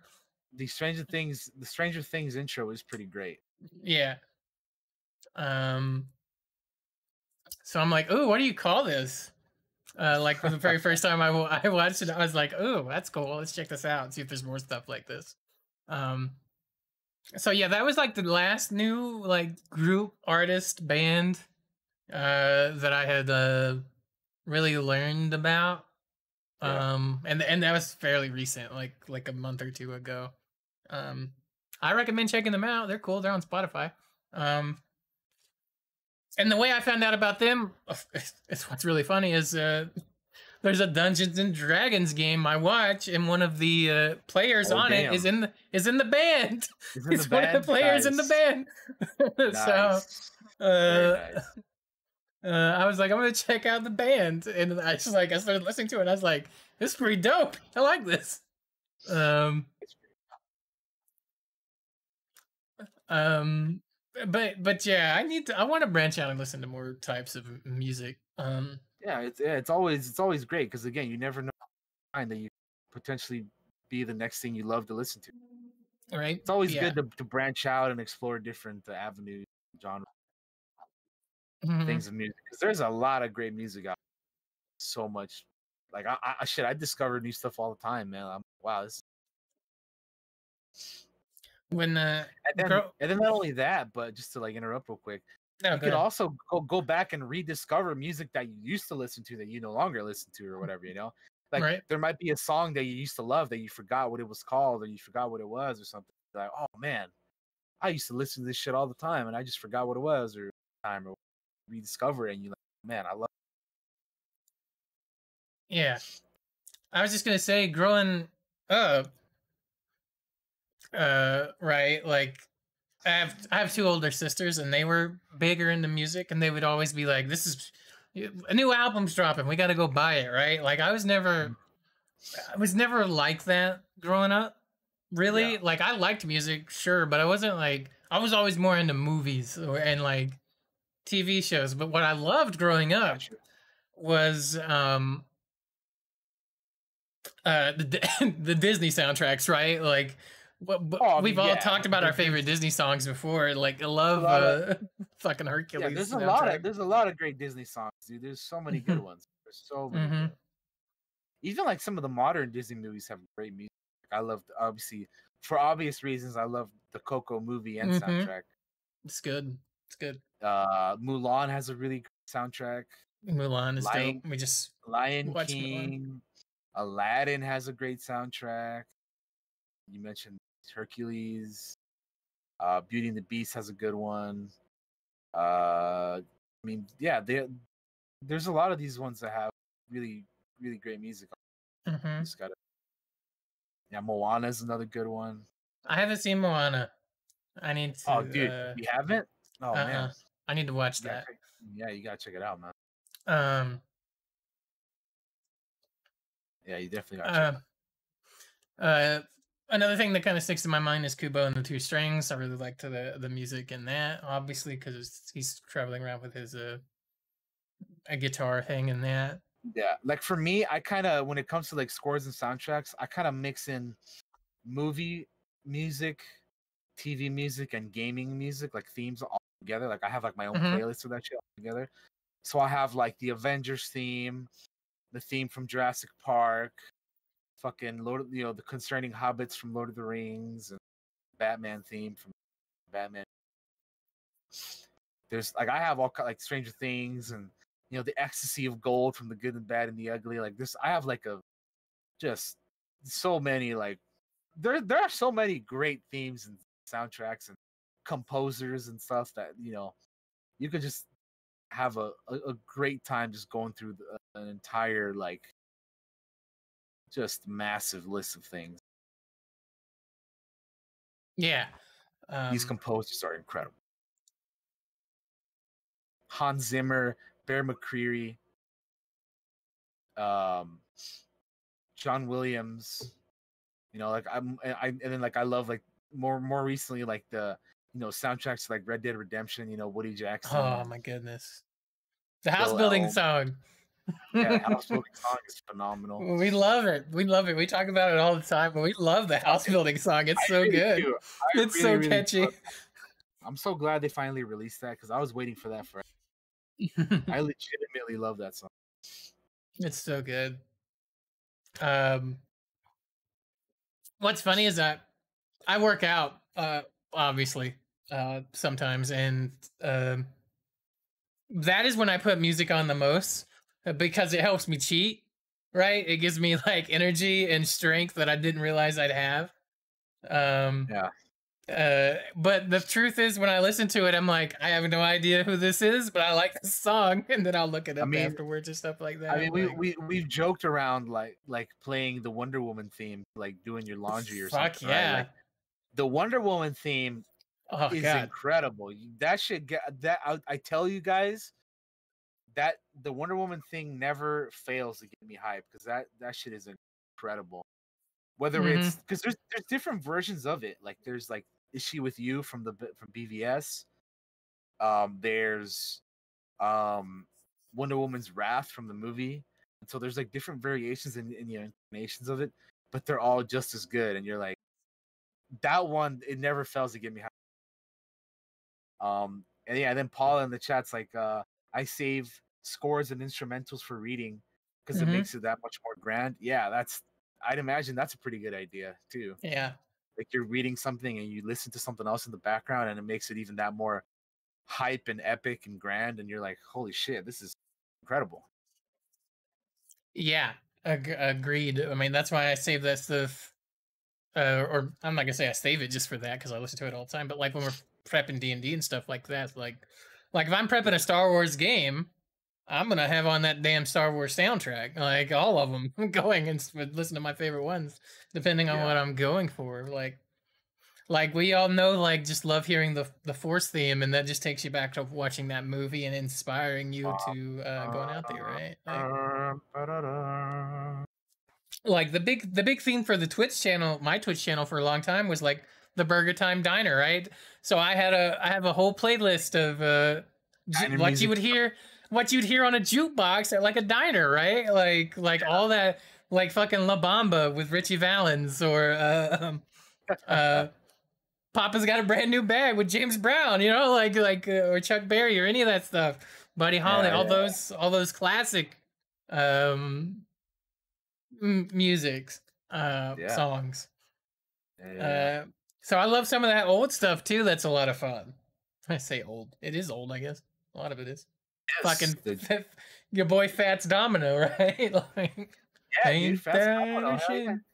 And Um, there the train. Yeah, dude, I listen to old music like that too, bro. Like no mm-hmm. lie. Mm-hmm. I got music from like the '60s, the '50s, and I got old shit. I even have a couple Yeah. from the '40s and the '30s, dude. Like I listen to old stuff too, man. I got a lot of stuff. Let's I got not a lot of Elvis stuff. let's not forget about the classics. There's a lot of good stuff too, man. Yeah. Um, yeah, there's some really really good stuff in there that mix. There's a lot of like bands from the '60s too that I listen to. Like I'm not the biggest fan of like the Beatles, but I know people like the Beatles. Like I like some of their songs, but I'm not like Yeah, I I'm not a huge Beatles guy. for me the band for me for the '60s is the Doors. I love the Doors. The Doors are my that's my shit right there. I could listen to almost damn near any song, jam out to. They're so Mm-hmm. so for Fucking me that's kind God. of like that's I'm what just I looking at love. bands from the '60s now, and I'm just saying like I The mean, shit. Who, Led Yeah, Zeppelin. you got CCR, dude. CCR is great too, man. Mm-hmm. Uh, like yeah, so much good stuff, dude. The Yeah, then Monkees, Zeppelin you mentioned already. Yeah, the Monkees. Jimi Hendrix. There's a lot of great bands from the '60s. Rolling Absolutely. Stones. Um, I'm just looking through. I'm like, man, who else is from the '60s? The Zombies, dude. You ever listen to them? Mm-hmm. Yeah, dude. The Zombies, the Yardbirds, The Mamas and the Papas. the Turtles, Creams, man. Fucking, you ever listen to Roy Orbison, man? Shit. There's a lot of good music in the '60s. A Yeah. lot of good music. But anyway, yeah, Yeah. each era has like so much good music that you could find. Mm-hmm. You just gotta give it a shot, give it a try, and see if you like it. If not, that's fine too. But at least you give it a shot, right? Yeah, there's so much good stuff out there. So much good stuff out there. It's honestly incredible. Yeah, If you start going down like the rabbit hole of music and like how far it extends and like certain art like genres or artists or bands influence these others, and it's like they all interconnect in some way or another. Yeah. One thing I was gonna say, I was just wishing that I was more educated on just the history of music in general, because, like I was telling you about Dead Planets, like a band like that in the '90s would be like signed almost immediately to big multi-million-dollar contracts, right? Because music in the '90s was just huge. huge, gigantic. Now, more modern music is like you have to be something like super unique and super special almost to get it for me to know you in a way that I might know you in the 90s, right? Like everybody knows the Backstreet Boys. Everybody knows NSYNC, everybody Right. knows Britney Spears. Like Right. all that was huge in the 90s and like everywhere. Modern me trying to find more modern music is really hard because I'm like I don't I don't I don't know who's good right now. Really, I don't know who's new. I don't know their history or any of that stuff. Like it just seems like Yeah, I gotcha. history in general in music is like modern music is super saturated with a lot of different types of music, a lot of different bands, a lot of different groups. Um, that makes it kind of hard to find newer types of musics. Um, which I don't think necessarily is a bad thing. It's just like back in the 90s, it was like super easy to know who was um The cream of the crop. yeah, right, like Gotcha. and like it's like there's tons of smaller people nowadays that are great, but they don't necessarily get signed to big contracts with studios or things like that, you know. You also like nowadays, like anybody could like become a SoundCloud rapper, or Mm-hmm. you can throw your music up on like YouTube or whatever. You can get this that way. Yeah.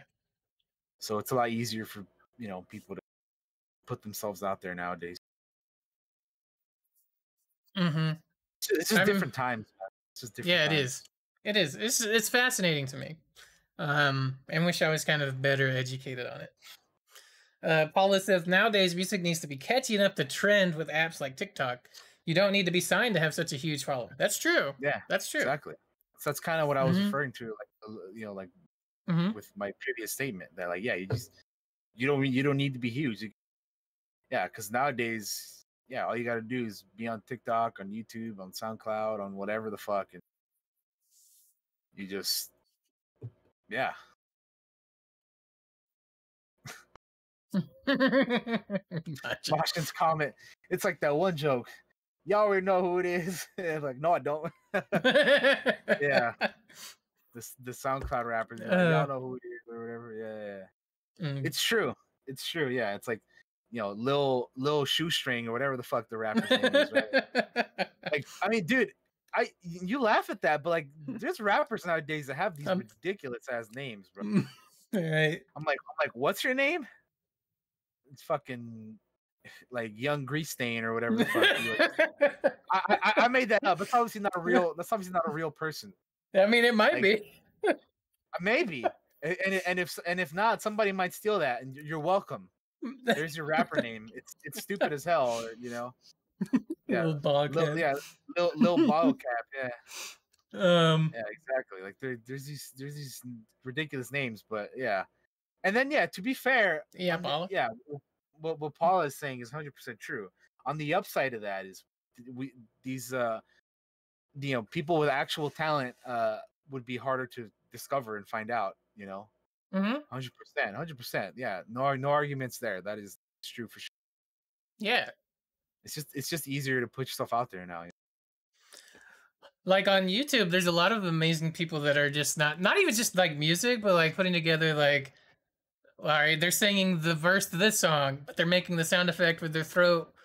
Also with this song with another version of like acapella stuff, like on YouTube, and that shit is like it's crazy talented to me. Like it's really cool. It's really cool. Um, it's also cool that we're doing a show about music, which is something we've always kind of wanted to do. Um, Yeah, I mean, like I said, it's tough to do these kind of episodes sometimes because we can't really like play music or anything. But yeah. at least we can talk. So since this episode is called Terrific Tunes, what are some of your favorite tunes? Like, what are some of your go-to songs that you'll like?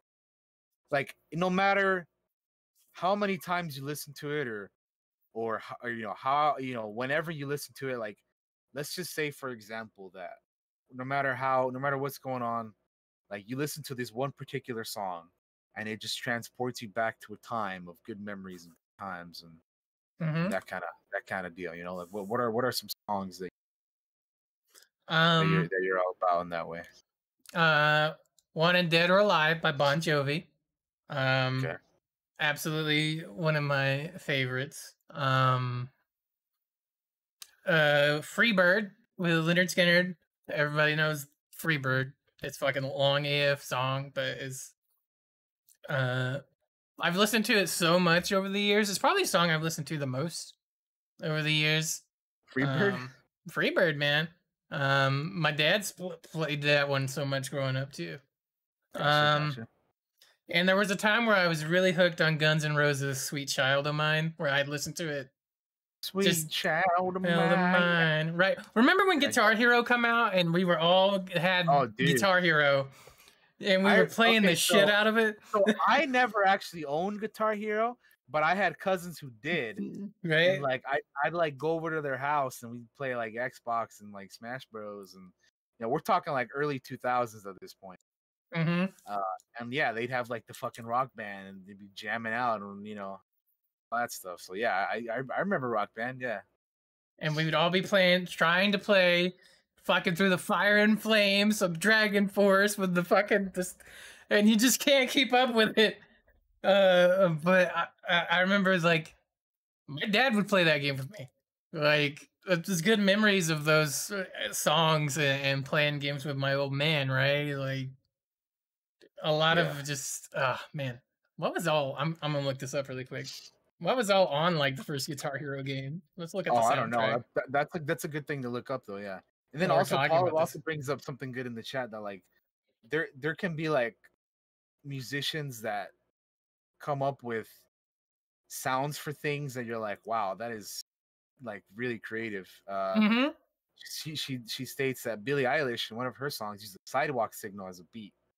Like just using stuff like that, you're like, man,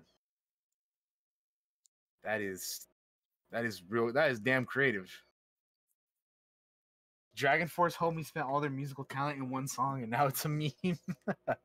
I think that one of their isn't one of their guys a Twitch streamer? I feel like he is.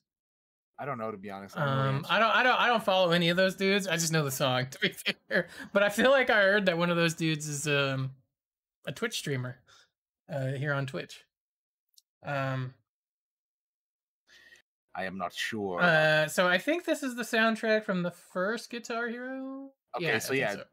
What? All right, so yeah, name them off. What's the first? So we had Ace of Spades by Motorhead. Okay, great song. Yeah. Bark at the Moon by Ozzy Osbourne. Cochise by Audio Slave. Okay, yeah. Cowboys from Hell by Pantera. Yeah. Crossroads by Cream. Fat Lip by Sum 41. Frankenstein by the Edgar Winter Group.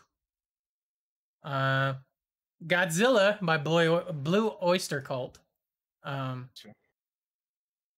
Oh, Don't Fear the Reaper is so good. Don't Fear the Reaper, yeah, it's a great song. Heart Full of Black by Burning Brides. Hard rock band. Got it. Hey You by the Exies? Is that how you say their band name? EXIES. Hope I'm saying that right. Higher Ground by Red Hot Chili Peppers. I Love Rock and Roll by Joan Jett and the Blackhearts. Right. I Want to Be Sedated by the Ramones. The Ramones, yeah. I Want to Be... Sorry. Infected by Bad Religion.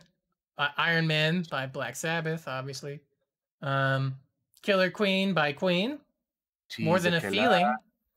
Boston. Yeah. More Than a Feeling. Fucking I Love Boston. I forgot to name them all. That's one of the bands growing up. No One Knows by the Queens of the Stone Age. Sharp Dressed Man by ZZ Top. Love that fucking song. Yeah, dude. ZZ Top, bro. ZZ Top and that song is so good. Never go crazy about a sharp dressed man. Smoke on the Water by Deep Purple. Yeah. Spanish Castle Magic, the instrumental, the Jimi Hendrix Experience. Interesting. Stellar by Incubus. Symphony of Destruction by Megadeth. Take It Off by the Donnas. Take Me Out by Franz Ferdinand. Of course. Yeah. Texas Flood by Stevie Ray Vaughan. Thunder Kiss 65 by White Zombie. Unsung by Helmet. Yet, You've Got Another Thing Coming by Judas Priest. And Ziggy Stardust by David Bowie. Oh, they had some bonus songs too. It's cool. But yeah, man, I remember playing the shit. I remember playing Smoke on the Water a lot in that game. Oh, God. Guitar Hero and Rock Band were like huge there for like a little bit, and then they just fucking died. It's so weird. Yeah. I remember at one point they came out with like DJ Hero 2 or some shit. I haven't played that one. It was all about those peripherals. Everybody wanted those guitars. The guitar and the drums. Nobody in my house ever wanted to sing because none of us can sing worth a fuck in those games. That's funny. But yeah, fucking music is dope. Love it. Yeah, music is fantastic, and there's so many different. You know, there's so many different types of it. You can never like just. For me, I can never just stick to one thing because there's too much great stuff out there. Yeah. So yeah, like definitely, like I would recommend to you, Josh, just can go on Spotify, listen to some stuff that you already like, and then like go from there, dude. Just start expanding and exploring your taste into other bands. And I'm gonna start including like albums I listen to on the things I've been up to list. Yeah, like, I mean, it goes. Yeah, I mean, it applies for everything. Like, you just throw them in there, man. Listen to more baby metal. Yeah, they're great, dude. They are like they have some really good. You have any other questions or anything else you want to talk about? Let's see. So, do you have like a particular like? I was gonna say like a particular like era in music, but I don't know if you do or not, because I mean, again, there's like there's just so much good music out there. I know it can choose like I know you mentioned like 90s music and stuff, but like there's so much out. 80s, 70s, 90s. Shit, I don't even 2000s. I listen from like all of it though, right? Like it's hard to pick one genre. Yeah, no, I'm kind of the same. It's tough to choose like one era. Like let's say the 90s alone. Like there's so much good 90s music. Like for me, like there's like Alice in Chains and Tupac and Biggie and like fucking Nirvana and The Cure and like just there's so like fucking Wu-Tang and like so much good stuff in there. I'm just sitting here looking and it's like so much music, so many bands. There's a lot. There's a lot of good stuff. Sublime, man. You ever listen to Sublime? Oh, that's good stuff. System of a Down. Tribe Called Quest, old school hip hop, Fucking Van Halen, dude.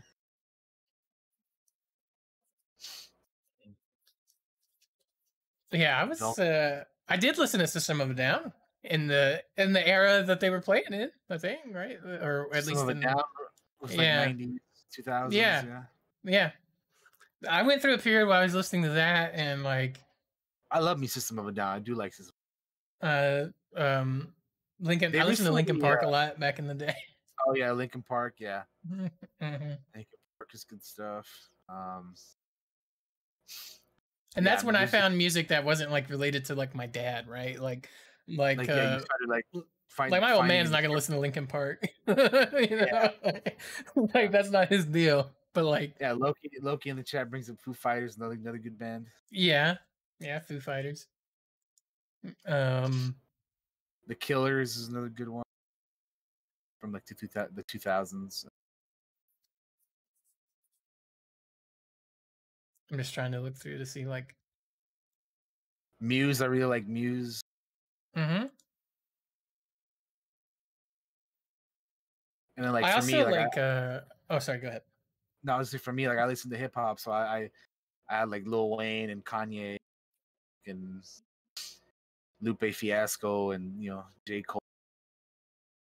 I listen to all kinds of stuff. You could just mention something, I'll be like, oh, I've listened to that. Paramore, Muse, Green Day. There you go, Paula. Yes. Mhm. You know that one Paramore song that was in Saints Row 2 that would play all the time? Fucking Misery Business. That song is so damn catchy, dude. I used to play Saints Row 2 like a lot, and then that song would come on the radio, and I'd just be like, yeah, dude, fucking Misery Business, let's go. Yeah, dude, so much stuff. So just such a wide like, and then like so not only is there like a wide range of stuff, but like you can have a musician like, let's bring up T Swizzle again, right? Mhm. We're gonna use Taylor Swift as an example. So you can have an artist that starts off in one genre of music, like Taylor Swift was originally like a country singer, right? Yeah. And she's moved on to like a more pop style nowadays. So she started off at one point, and over time she evolved and progressed into more of a pop, kind of thing. And of course, she can still go back to her roots and go back and do country stuff, right? But but yeah, you can have an artist start off in one genre, then do something, they end up doing something completely different, or they can like experiment and go into different. I remember like in the late 2000s, Lil Wayne was a rap is he's a rapper. He typically does like rap stuff, but then like in 2009 or something, he like experimented and did like a rock album or something. That was bizarre, let me tell you. Uh yeah.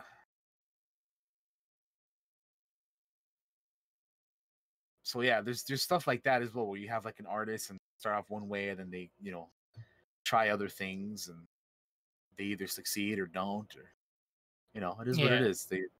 Experimentation. So music is a dude. When Majin, I didn't want to remember that, but thanks for bringing it up. Fucking look at Shaq rapping, dude. Oh god. It's funny that you say that, but nowadays, like there are rappers or there are basketball, like there's NBA players and basketball players who can rap. Like I don't know if you guys have ever heard of Damian Lillard. He is a professional basketball player for the Portland Trailblazers, and he can actually spit some bars, man. Like I think his rapper name is Dame Dollar. So if you ever, you know, if you're into that, he's pretty good. He definitely is not like Shaq, where you got all this money from playing basketball, and you're like, oh, let me just make a fucking rap album. Nah, bro.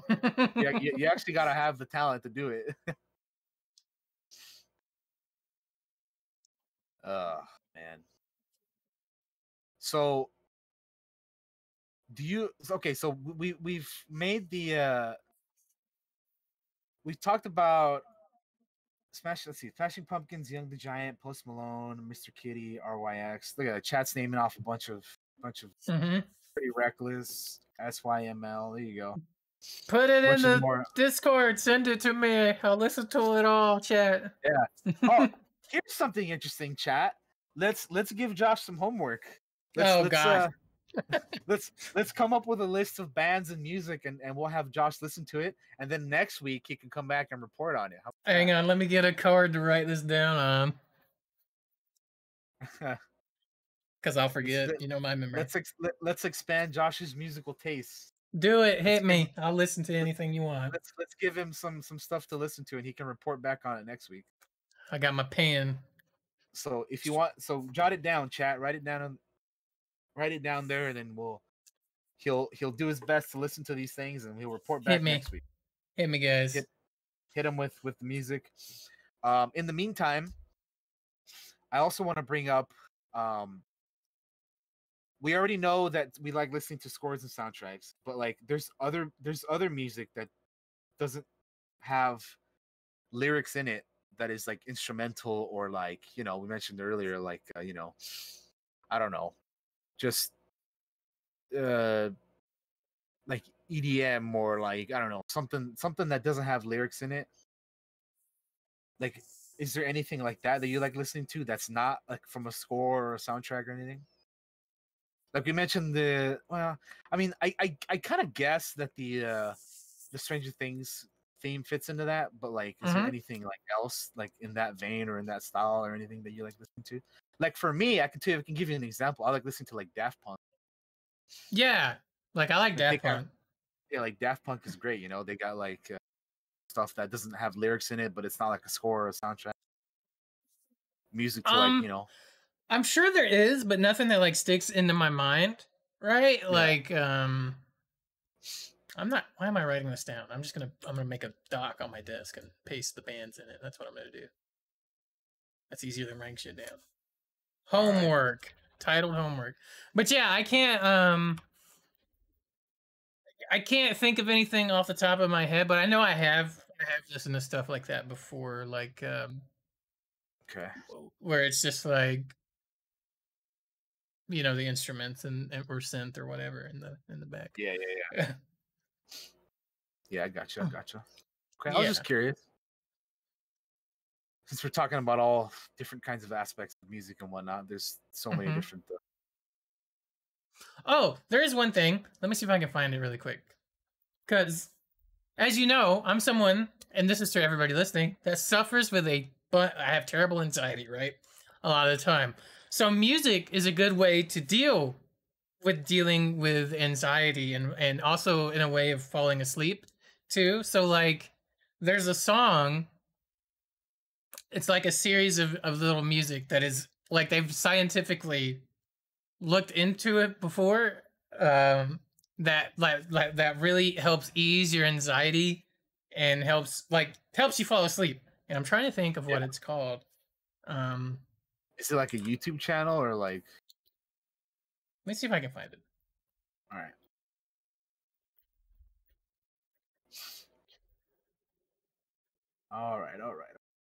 Yeah, so I think you got some names already in the chat there, bands and songs for you. Marjan has a song for you. Minas de Cobre. It's called Weightless. Weightless. By Marconi Union, I think is what it's called.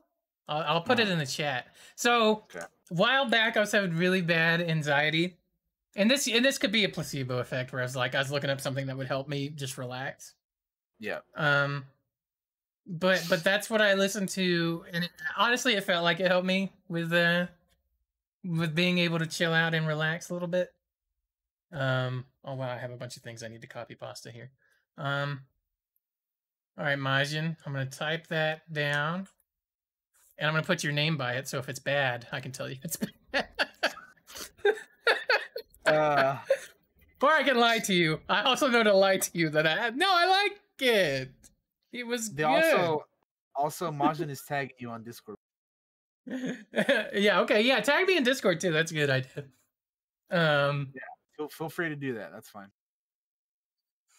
Whatever works. Loki, if you want to repost your song on Discord, because I don't think it copied in the chat. Feel free to do that. But yeah, speaking of anxiety, and like music is a way to tap into like our emotions in certain ways, and there are some songs that really hit you hard, and you'll listen to them when you're sad, because sometimes you just want to be sad. Like I think feeling sad is completely normal, right? Like it's we have to deal with and process these emotions and not like bury them inside, right? Yeah, and like listening to a particular song or a particular type of music can help you out through that. Yeah. Yeah. Sometimes you just gotta go through it, man. For sure, 100%. I agree. That's just facts. That's just facts. But yeah, I use like yeah, like if I'm thinking of like a D&D scene, like I'll put on like sad piano music.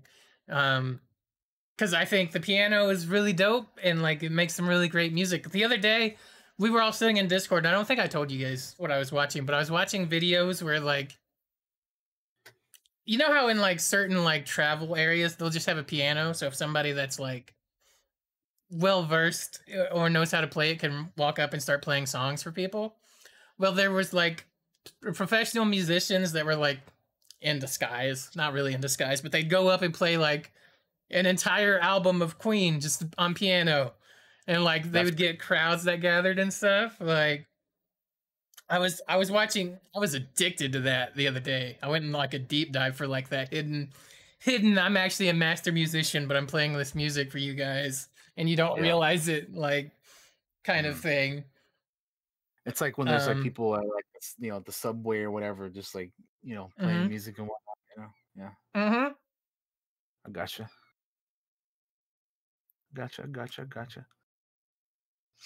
I have another. So while everybody else is suggesting music to you, Josh, I have a suggestion. Okay. There is a YouTube channel, or you can find them on Spotify too, I believe.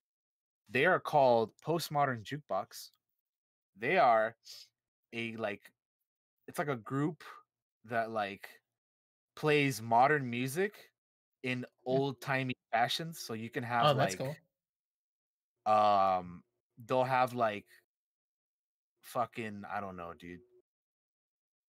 Like Sweet Child of Mine, and they'll play it like in like a 50s version of that, or Mm-hmm. they'll have like Black Hole Sun, they'll have like the piano version of that, or you know what I mean? Dude, I have a friend that cannot listen to that song because it fucks with it. He thinks of that music video and it's creepy. Like yeah, so like they play like newer songs and they'll like do them Mm-hmm. like in a old fashioned type deal. So I take take a look at that and let me know what you think, because I Hell think yeah. personally that kind of stuff is really interesting, like taking a Yeah, it's more cool. modern song and like redoing it in an older fashion. It's just interesting to see like the Mm-hmm. mind the mind of these musicians. Like, how do you transform this song like that's more modern, and how do you make it into a version that would like play it like in a noir scene, like from back in Mm-hmm. the day, you know what I mean? Like Yeah. stuff like that is really cool, dude, to me. So check that out as well. Let me know what you think of that. Will do. The opposite is also true where somebody will take an old thing and they'll make a metal version of it, right? Yeah, And like I've listened to a bunch of stuff like that before as well. Or like there's this guy. somebody will take a Castlevania theme from like the games, right? And they'll make just Yeah, a badass metal version of it. yeah. You reminded me to bring up this dude called Samuel Kim on YouTube. He Yes. does like these like epic versions of like these themes from like he'll combine, like, I think he made at one point like the Mando and the Red Dead like style theme. I was like, that is fucking Yes. awesome. He's really good. Like stuff like that is just phenomenal, right? Like it's so good. So No, he Samuel does Kim's cool great. stuff like that. So shout out to Samuel Kim. Check him out on YouTube as well. Yeah, he's got like the Force theme and like Imperial March and this and that, and they combine together, and like there's some really cool stuff on there that if you're into like themes from like movies and TV shows and that kind of stuff, and he like combines them together or like makes them like more grandiose than they usually are, and like it's really good stuff. So check that out if you're into that as well. But yeah, that's some good stuff I on there. also want to shout out another YouTuber that I like to go in and listen to. Do talk about. So she'll listen to a song like Nightwish, or sorry, the band I should say. Her channel is called The Charismatic Voice. Um, and she does like breakdowns of like all the of the songs, and I've posted her I think in your channel before. She is a scientific and practical guide for all things vocal, and dispel common myths and help people learn how to use their speaking and singing voice better. I believe she's like an actual opera singer or something like that. I don't know her exact details, to be honest with you. But check her out. She's great. The charismatic voice. And she's got songs on there from like "Hurt" by Johnny Cash. Oh my God, I forgot to mention Johnny Cash. I love Johnny Cash. I brought him up, dude. What happened, man? I I brought don't him up know. earlier. Well, no, my brain's going in a million directions. Johnny Cash. Love. I'll listen to Johnny Cash over and over and over and over and over and over again. It's Like, great. Like I'm not like usually the biggest fan of country music. Like that's one genre of music, that country, that I'm not like mm-hmm, super like a fan of, but I will listen to some Johnny Cash because he's great. mm-hmm. Also really like Lindsey Sterling. The violin player. Yeah, I know who she is. Yeah.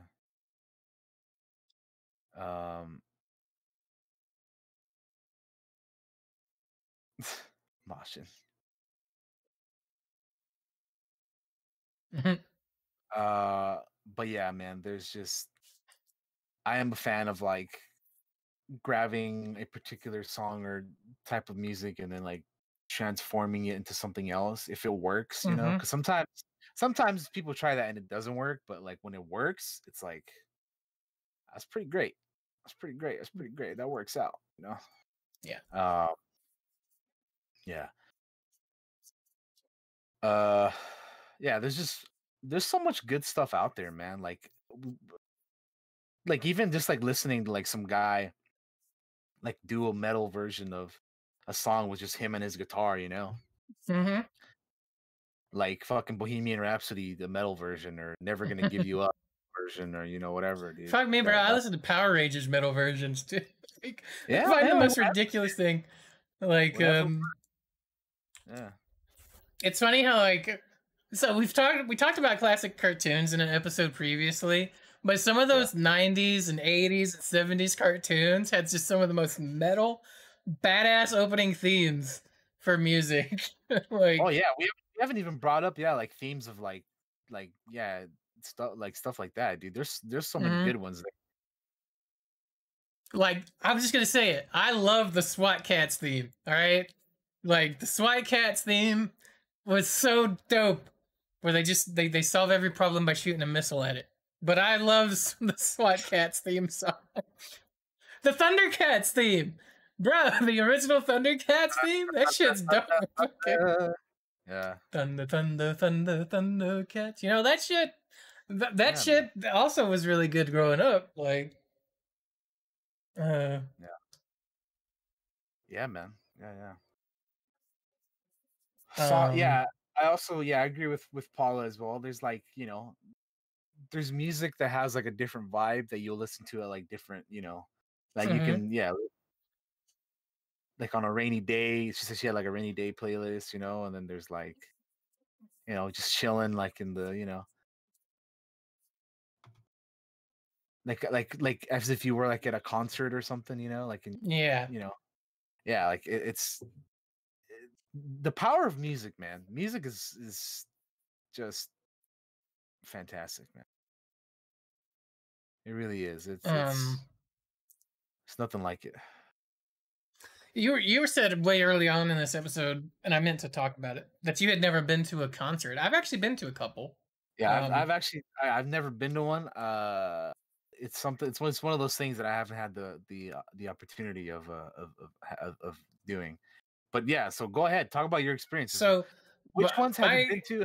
How many? Go ahead, talk about it. So mine were never like, they weren't like gigantic concerts that like it was solely for this. Like, they have the fair in town here, and they'll have bands there. Like, they'll have a lot of it's country because it's the South, right? So they'll have a lot of country bands. But I remember having like they had the Charlie Daniels band there like every year at the fair, and I would always go to that. And I have like, they would throw out like the sticks they were playing drums with, or guitar picks.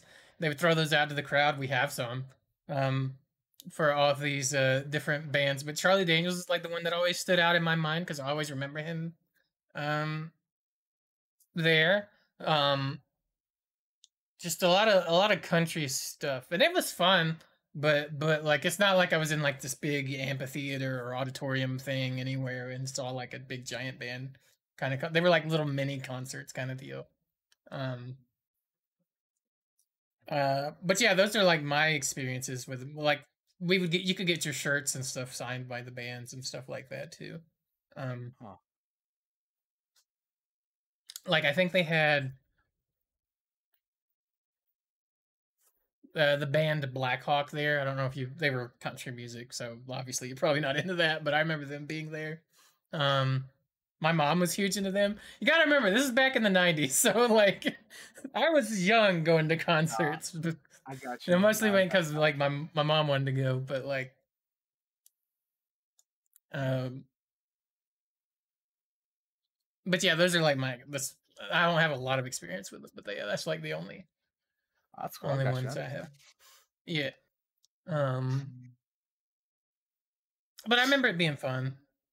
Yeah, yeah, yeah. And then Debaba brings up a little memory of hers, like when she listens to like a particular artist, in this case Mariah Carey, that will transport her back to the '90s of just vibing with her mom in the car and that kind of stuff. So that's cool too. Like when there's like a particular, like I mentioned it earlier, like if there's like a particular song or an artist or a band or something, a musician, any of any kind, Hmm. that like as soon as you listen to it, like you in your mind you get transported back to a certain time or a memory or whatever. Yeah. That's just the power of music, dude. The ability that certain songs can have on you, man. It's crazy. It really is. It's cool. It's cool. Um, any other questions, Daniel? Any other suggestions, chat? Make sure you hit me with them because I'm Yeah. gonna. So again, for those of you who missed it earlier, we're gonna be having Josh do some musical homework. We're gonna have him listen to some things. So if you want to suggest music for him to listen to, put it in the chat, put it on the Discord, hit him up, and then he will do his best to listen to as much of it as he can, and then he'll report Yeah, back next week and let us know what he thinks. yeah. If you're So listening to this on like let him the know. Spotify or whatever, tweet at me too as well. Like you can get me on Twitter as well. Um, you hit me wherever you want to hit me with stuff. I'll listen to it. I don't care. Just don't hate me if I don't like it, because Hey, I can be kind of she's particular. she's giving it a shot, Mm-hmm. Um, but yeah, I don't think I really have anything else to add. Like we said, like I'm not well versed like Daniel, unless Daniel's got more questions or more things he wants to chat I about. He's mean, kind of we in we charge kind of we here. kind of went through a good amount of things. We don't want to go too deep into anything because I feel like if we do, then we might have to start listening to some stuff, and we can't really do that Right? on you know. Mm-hmm. But yeah, we got some stuff for you to listen to. So hopefully next week we can We can talk about it. you can talk about some of that. Yeah, for sure, for sure. But yeah, Um, I think the yeah. Speaking of next week, Daniel, do you want to tell the folks what next week's show is? Do I want to tell them what next week's is? Because Uh, I believe it is yes, next a week we will be certain talking film. about a particular film that will be releasing, and that is a such film that I mentioned earlier that I listened to the soundtrack. Uh, Godzilla versus Kong is releasing soon, so we will be talking about that on the next episode of the podcast. So Oh, I'm you know, excited. keep an eye out for that. I'm pretty hyped about that, especially Reviews are having coming out. yeah, And especially I'm having hyped. rewatched the movies again like very recently. I'm excited. Yeah, Mhm. episode 69. Yeah, Nice. nice. Yeah. Yeah. Nice. Yeah. Nice. So, yeah, get ready for that. That'll be on the next one. That'll be next week. So, but yeah, I All think right. that'll do it for today. We, All had a right. cool little, had a Oh my nice little God, the sun. conversation about music. If It's you so want to bright. talk to us about more music, feel free to hit me up on Twitter or Discord or Josh as well. And yeah, well, I'm more than happy to listen to and talk to music with you guys because I am a lover of music and I uh will listen to. I'll give most things a shot, because I I'm open to a lot of different genres and varieties of music. So definitely hit us up with that stuff. So yeah, Yeah. that'll do it for today, though, guys. Thank Let's you. do our goodbyes. All You're up, righty. Daniel. Thank you. Yes, you right there for watching us on today's episode 68 Terrific Tunes. Next week we'll be back with some more movie talk. We'll be talking about Godzilla versus Kong, like I said.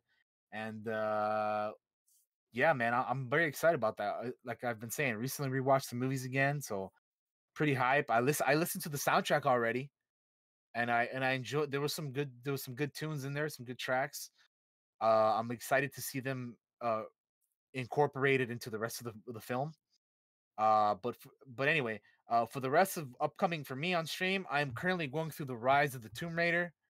I'll be playing some of that tomorrow, so join me for that if you're interested. I'm very much enjoying the Tomb Raider reboot. It's really fun. Lara Croft is a badass. And that is all. Thank you for joining me, guys. I see you next time. Follow me, hit me up on the the panels here at the bottom, twitch.tv/DT3, YouTube also DT3, and Instagram DT3 stream, and there's the same thing for Twitter. So hit me up. Yeah. Always good to talk to you guys. But anyway, have a good one, everybody. See you guys next week. Bye-bye. All right, guys. Oh god, look at this. I got a light mustache. Check it out. I'm sorry, that was dumb. Thanks for watching the show, everybody, and thanks for the musical homework. I will get back to you next week. If you're wondering why I'm sitting out of like center focus, it's because the light is shining in the window and it gives me this big giant bright place on my face. It looks weird. The mustache of light. The mustache of light. Yeah, that's gonna be my my final fantasy game. The mustache of light. Light. No, I think I'm gonna stream tomorrow. I think I'm gonna decide between two different things though, and I haven't made the choice yet. It'll either be the Disco Elysium, the big final edition, whatever they're calling it. I can't think of what it's called right now, but they're adding like voice acting 100% to it. That comes out tomorrow, but also, Evil Genius 2 comes out tomorrow, and I'm super interested in being Dr. Evil and taking over the world in that game. For those of you that have never seen it. So come by the stream tomorrow, maybe. Probably, I don't know what time I'm going to get up. Probably around 12 p.m. And then we'll just go to however long we want to. This podcast is now available on Spotify, so make sure to go and follow or subscribe to it on there. Please. The link is in the chat. So if you're not doing that, please do. It helps us out a lot. And it was one of our goals to get on there. And also I need to check about getting this on other platforms, because I'll be honest with you, I forgot. So I need to do that. Thank you for all the musical homework. Thank you for Daniel being my awesome co-host. Sorry. I was thinking next week we're gonna have a guest, but we're not, I don't think. And we will see you all next time. Bye-bye.